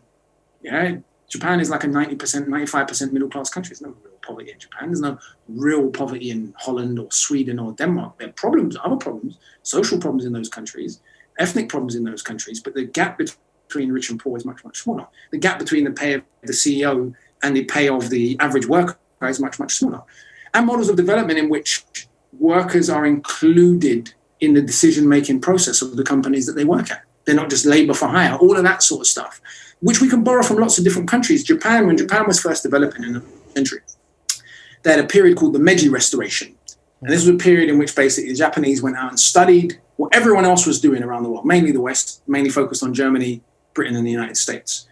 I think in Africa and the Caribbean, there needs to be, and for Black people in Britain, a sort of emotionless assessment of the things in our cultures that are working and that we need to keep, the things that are not working, and that's okay because everybody borrows from other cultures, right? Britain borrowed from continental Europe, then it developed. Continental Europe then borrowed from Britain. Japan then borrowed from Germany. South Korea then borrowed from Japan, so on and so forth, right? That's the history of development. And Europe itself had only developed because it borrowed ideas from China, India, and the Middle East via Muslim Spain. Early doors, yeah. Such as the numbers that we count with, for example, which come from India but came to Europe via Muslims. So I think there needs to be an honest study of countries around the world and of cultures around the world and say, look, we like that part, we like that part, we don't like that part. These policies have worked, those policies haven't worked. And if we all have a general awareness of political and economic theory, it's harder for governments to bamboozle us and talk rubbish. If it becomes cool and fashionable for the youths on the block to be like, well, you've never read, you don't know about Keynes, bruv. You don't know your Marx. You don't know your Adam Smith. You don't know your Marcus Garvey. You don't know your Marcus Garvey. You don't know your CLR James or your Walter Rodney. If that becomes normal, then it's not about looking to one clever leader. There is a general awareness among the population. And there are other countries around the world, like in Germany, for example. You can't be in the government in Germany if you ain't educated. Most of their government ministers have got like PhDs. In China, they have, and obviously it's becoming nepotistic now, but they have a literal examination system to get into government. And they've had it for like 2,000 years. They've just updated it for now. So if you want to become even a regional governor in China, and I'm sure now it's becoming, there's probably some level of corruption now and people putting on their cousins and sisters and whatever else. And nepotism and that. Generally speaking, there is examination system to compete for government positions. So if you're a kid from the ghetto who's poor or a rural farmer, but you're smarter than everybody else, you can get into government. And in a sense, Jamaica has some of those things, even though Jamaica's unequal and classist and everything else. Ironically, the best school in Jamaica, Campion College, is not a private school in the traditional sense. So what often happens is really smart kids from the ghetto or from rural poverty end up at the best school. The last minister of education in Jamaica, his family was rural poor. I met him, spoke to him about it. I don't like to base my opinions of the world off Twitter, is people complaining about the idea of promoting financial education. And it's true that lots of people promoting financial education are very classist and they use poor people basically don't know nothing and that's why they're poor. That is true. But it's also true that loads of people become multi-millionaire rappers and multi-millionaire football players or multi-millionaire NBA stars and lose all of their money because no one ever taught them how to manage money properly, right? So there are implications to not knowing the way finance works. And there's a reason why I left school with straight A's in everything, pretty much. Didn't know what capitalism was, didn't know what an asset was, didn't know what venture capital or private equity, or all of these ways in which wealthy people leverage capital to push their agenda. I didn't know any of those. There is nothing stopping. I was just reading about a tech app in Nigeria that just sold for 200 million. In the middle of all of this, young Nigerians, I can't remember what it was like a payment system, right? And they just sold it to some big tech company for 200 million. There is nothing stopping young entrepreneurs today making a similar play like that and giving the whole 200 million to charity if they want, or giving it all to social organizations. So this idea that just calling something capitalism makes you morally superior, because there are mechanisms that we can leverage to benefit our community, even if technically it's through the lever of business. So what I would say is educating young, particularly working class Black kids on things that wealthy people already know, even if they're not going to use them. And even if they're politically on the left and they're going to go in a completely different direction and do community work, that's cool. These are just things that we should know so that we have the option. Not to use in the way that they're already being used, but to use for some of the agendas that we believe in. So political education, economic education, fitness and health, really, really big things. A lot of people, even though I'm left-leaning, I believe heavily in personal responsibility. But personal responsibility occurs in a context. Among the man, just encouraging young boys to say, if there's one piece of advice I would give young boys, I'll say, try not to have a youth before you're 30. If there's one piece of advice I could give you, the greatest decision I think I made in my own life was I consciously decided I'm just about to getting ready to have youths now. I'm 36. If I'd have done this 15 years ago, loads of what has happened over the last 15 years probably wouldn't have been able to happen, or would have been different. I'd have been focused on different decisions, making it normal and cool to be smart culturally and rewarding that. One of the problems we have is, I mean, the 4 youngest kids in Britain to all take GCSEs are all black. Why are they not national celebrities? Why doesn't everybody in the community know who they are? Yeah. Why are they able to walk down the street without people saying, rah, that's Anne-Marie Mafferdon. She took her maths GCSE at 6. Go on, that's sick. Do you know what I mean? Like, why have we allowed a situation in which 4 black kids have taken their GCSE at age 6 and we don't all know who they are? Do you know what I mean? Like, I remember there was a brother and a sister that were Nigerian.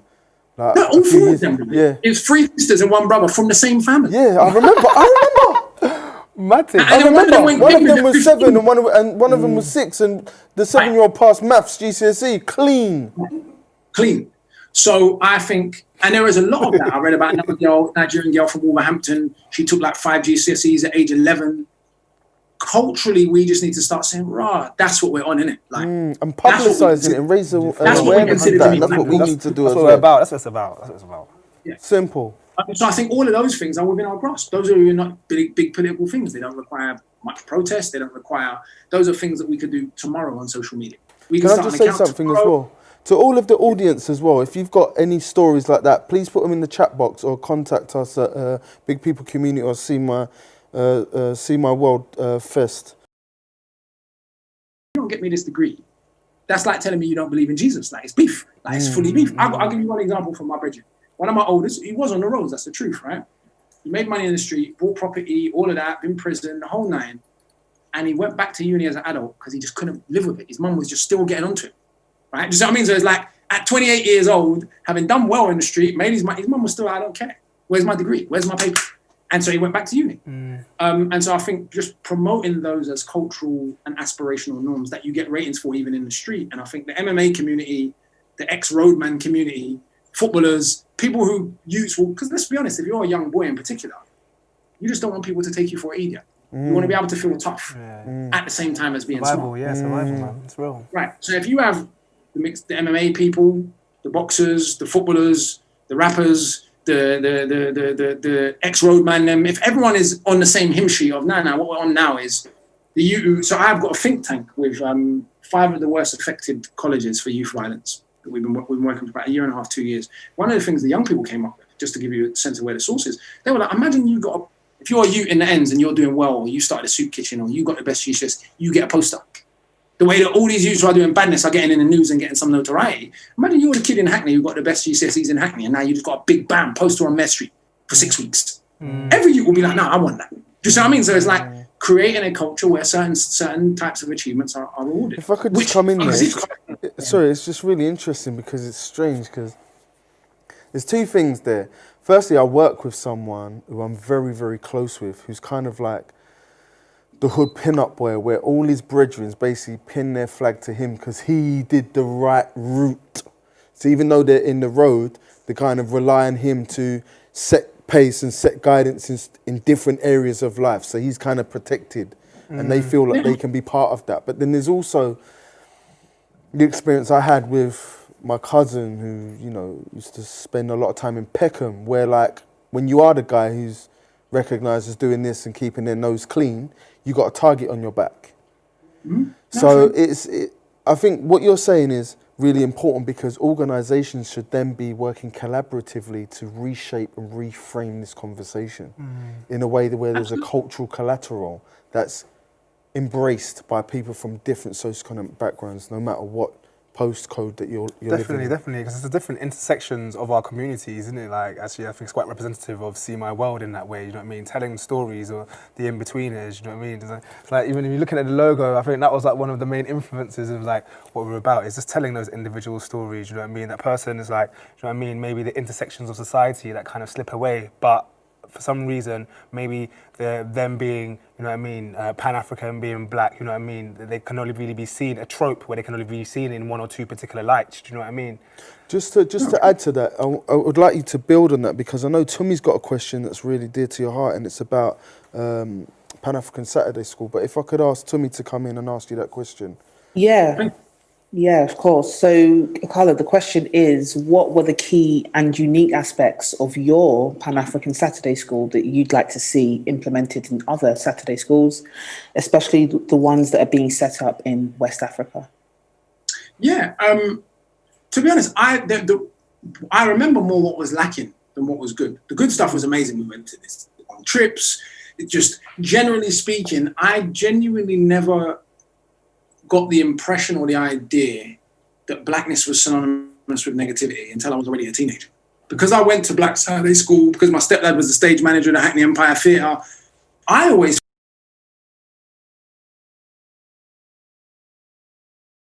my perception was this is black culture. I saw Hugh Masekela perform.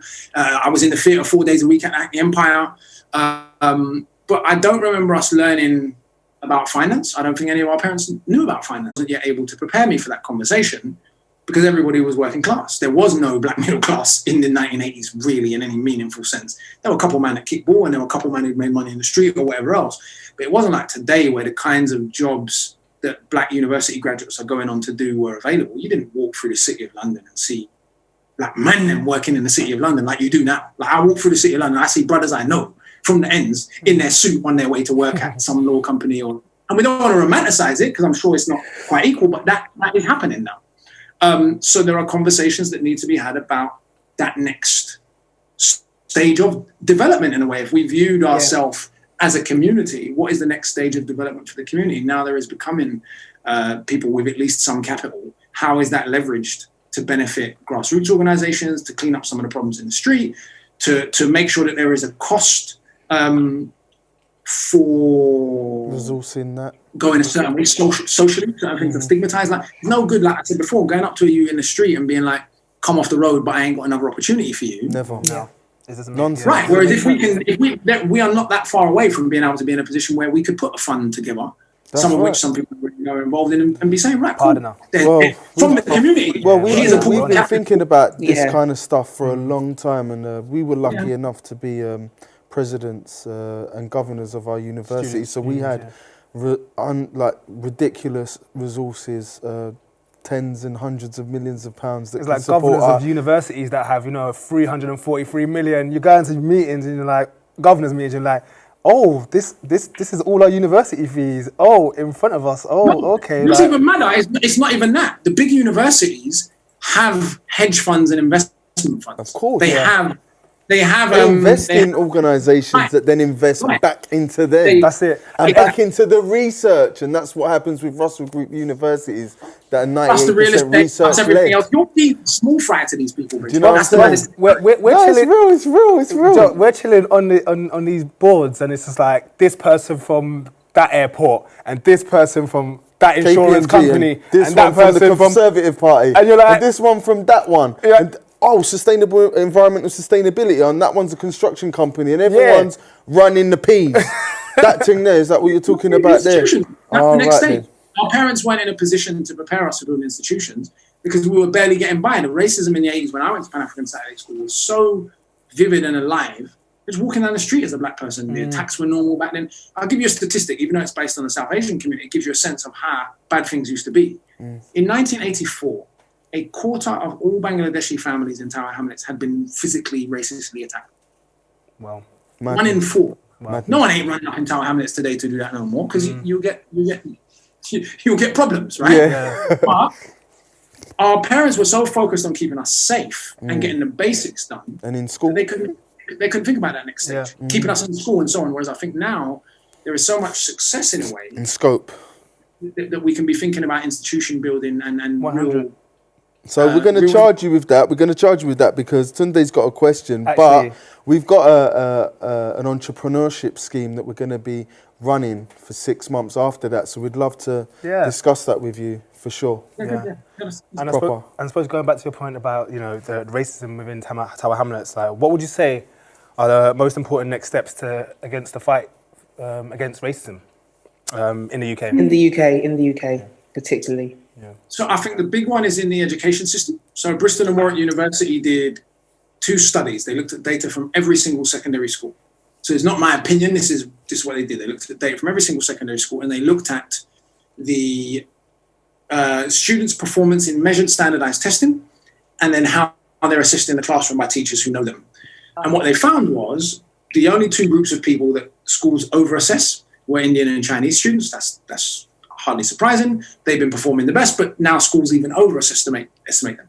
For white children, they found that class complicated the issue, i.e. white kids from poorer backgrounds were slightly underestimated. White children from wealthier postcodes were slightly overestimated. Again, if we think about how big the class differences in England are, that's not surprising. Even the way you talk is seen as a class symbol. For black children, class made no difference whatsoever. And the biggest gap between students' measured performance in testing and how they were assessed in the classroom was for black children. For black African children specifically, which is fascinating because they're actually doing comparatively better. They also measured and looked at GCSE entrance at the same level of previous academic attainment. And what they found was black children are significantly less likely to be entered for higher tier GCSE at the same level of previous academic attainment. So we should be pushing for a situation in which GCSE entrance is based solely on how you perform in your SATs, not teachers' perception of your intelligence. We should be pushing for external monitoring of exclusions in schools, because there's good evidence that black children are overexpelled. And in terms of, as we've seen this year with the algorithm fiasco, university acceptances predicted grades should have no bearing on your university acceptance.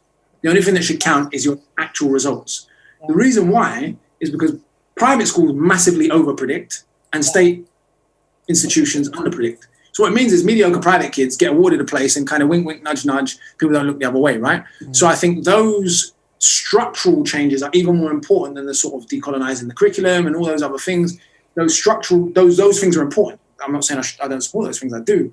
But these structural changes in the sort of eugenics, tiered-based way in which the British education system is structured are things that we massively need to organize pressure groups around to change. And the great thing about it is it doesn't even need to be made explicitly an issue about race. We can just say, why does the British government and the Department of Education have a system in which GCSE entrance is not decided empirically? We have universal standardized testing, and we don't have universal standardized criteria for entry. It should be based solely on how you perform in tests up to that point. It's a test, right? Same with university entrance. And what you'd see is the number of black children entered would be much, much higher than it already is if it was based solely on actual academic performance. And then obviously there needs to be criminal justice reform in sentencing. There needs to be a change in the way police communities and so on and so forth. It's really a lot to do with the institutions, how the institutions of the state function, more than it is about interpersonal bigotry and liberalism. It's about class power and class relations. And I think the education system is a key, for me, the most important, in fact, aspect of that challenge now. So with that, what would you like to see most happen as a result of the festival, but just in terms of young people in Britain moving forward from a Pan-African context? What do you want to see? This isn't like the academic Akala. This is the human Akala. What is it that you want to see most? Just community coherence. All of the things I've been talking about, like violence reduction, changing what we admire. And when I say we, I don't mean black people in general. I mean some of us who kind of come half from the roads, right? Because obviously black school teachers and black road youths don't have the same values, obviously. You're a school teacher, you have school teachers' values.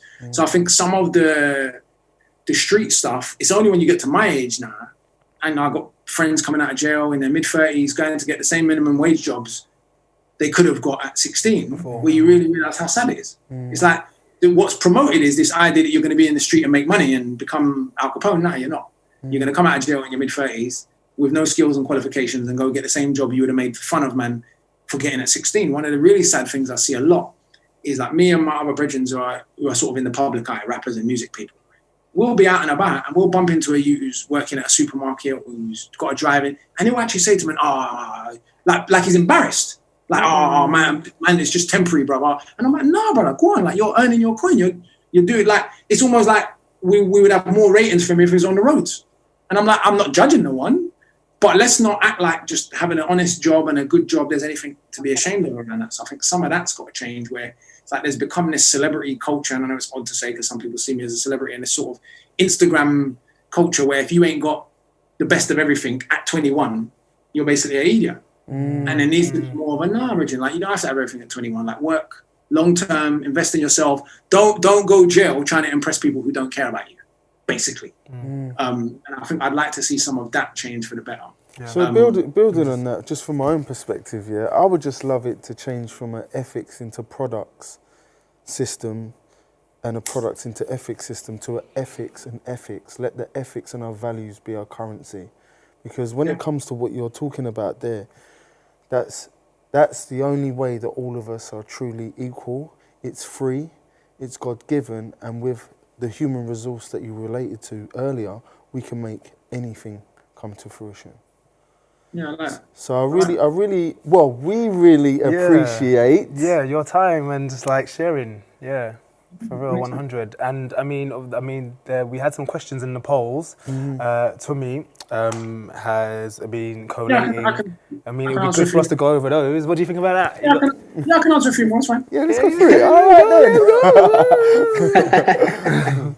So yeah, Tommy, what's how are the polls looking and what? Yeah, we've got some. I've been encouraging people all throughout this call to be going into the polls and changing them every 15 to 20 minutes. So I'm just going to go over the first one, where we were asking the audience, how would you rate the potential to bring about real and long-lasting change towards an equal society in the next decade? They had 4 options to pick from: dire, average, good, extremely good. We had 22% picking dire, 43% picking good. Sorry, 43% picking average, 29% picking good, and then only 4% picking extremely good. So, yeah, that's... wow! We're in. I mean, there's hope, you know. yeah, we have hope. So there was another question from the audience that we put into a poll, and that was about how can we best archive our history, our contribution to the UK and the world in the most accessible way for all people.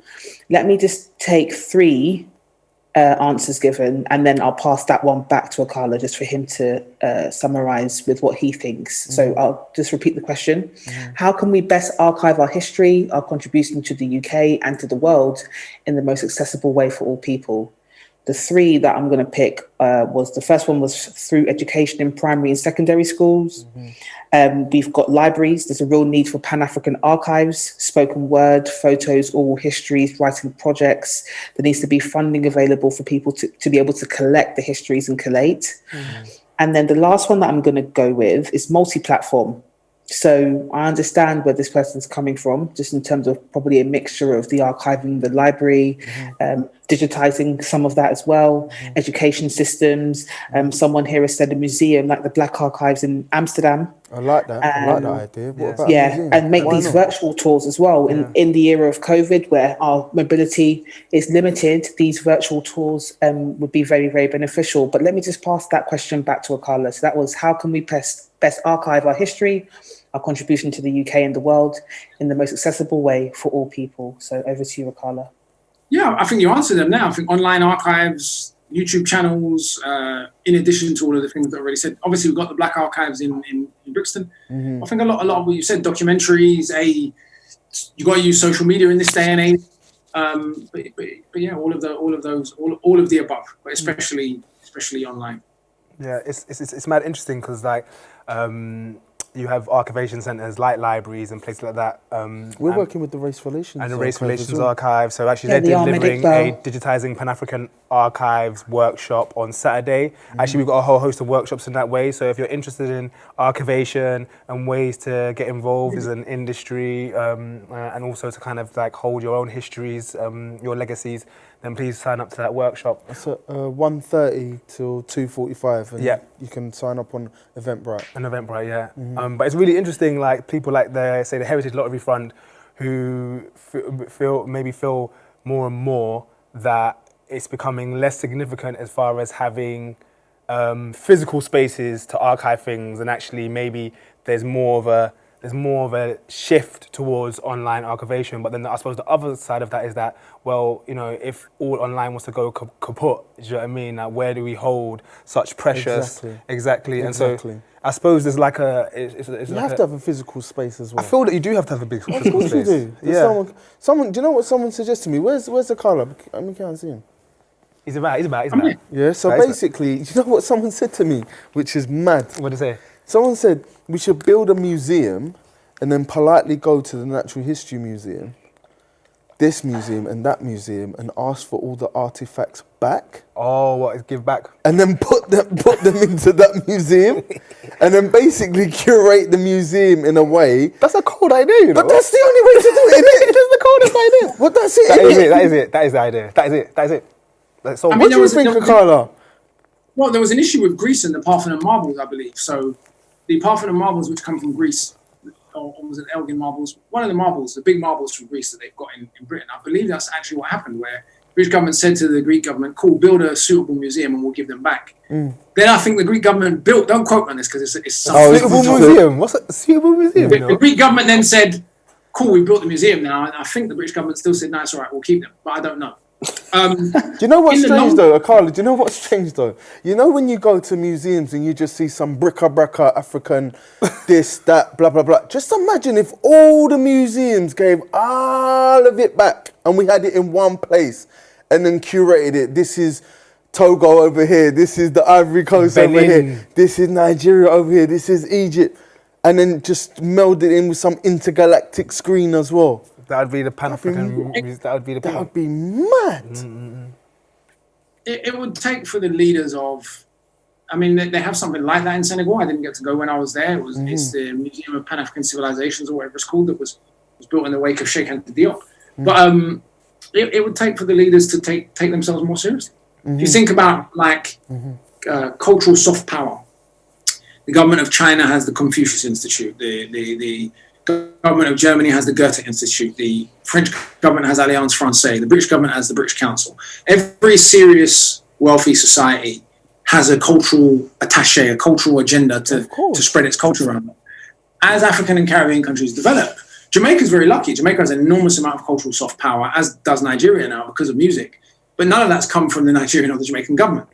It's come from creatives on the ground just doing what they do and then becoming popular. Now what it takes is for the governments to get a bit serious and have an actual agenda for cultural soft power beyond their own borders. And then that kind of thing in the long term might be possible. But soft power is really, really important. More important than you realize. Like if you think about one of the reasons there's so much protest when Black Americans get killed, for example, and there isn't much when it comes to, say, Afro-Brazilians, even though police brutality is as The music, even the worse than Brazil. education, the clothing, Well, it's exactly. It's the the things we ironically, consume to build our own identity.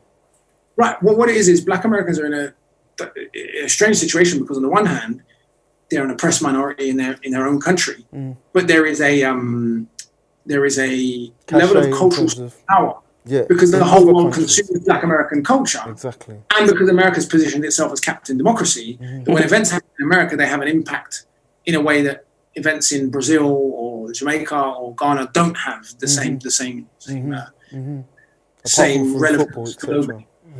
But basically, we've got 2 minutes left. It's been an absolutely scintillating discussion. Mad. And you know what? Just from us as well, I'd like to say that I've seen a different side of you today. I've seen. We're normally seeing you getting aggy on panels with this one over there, that one over there. There's that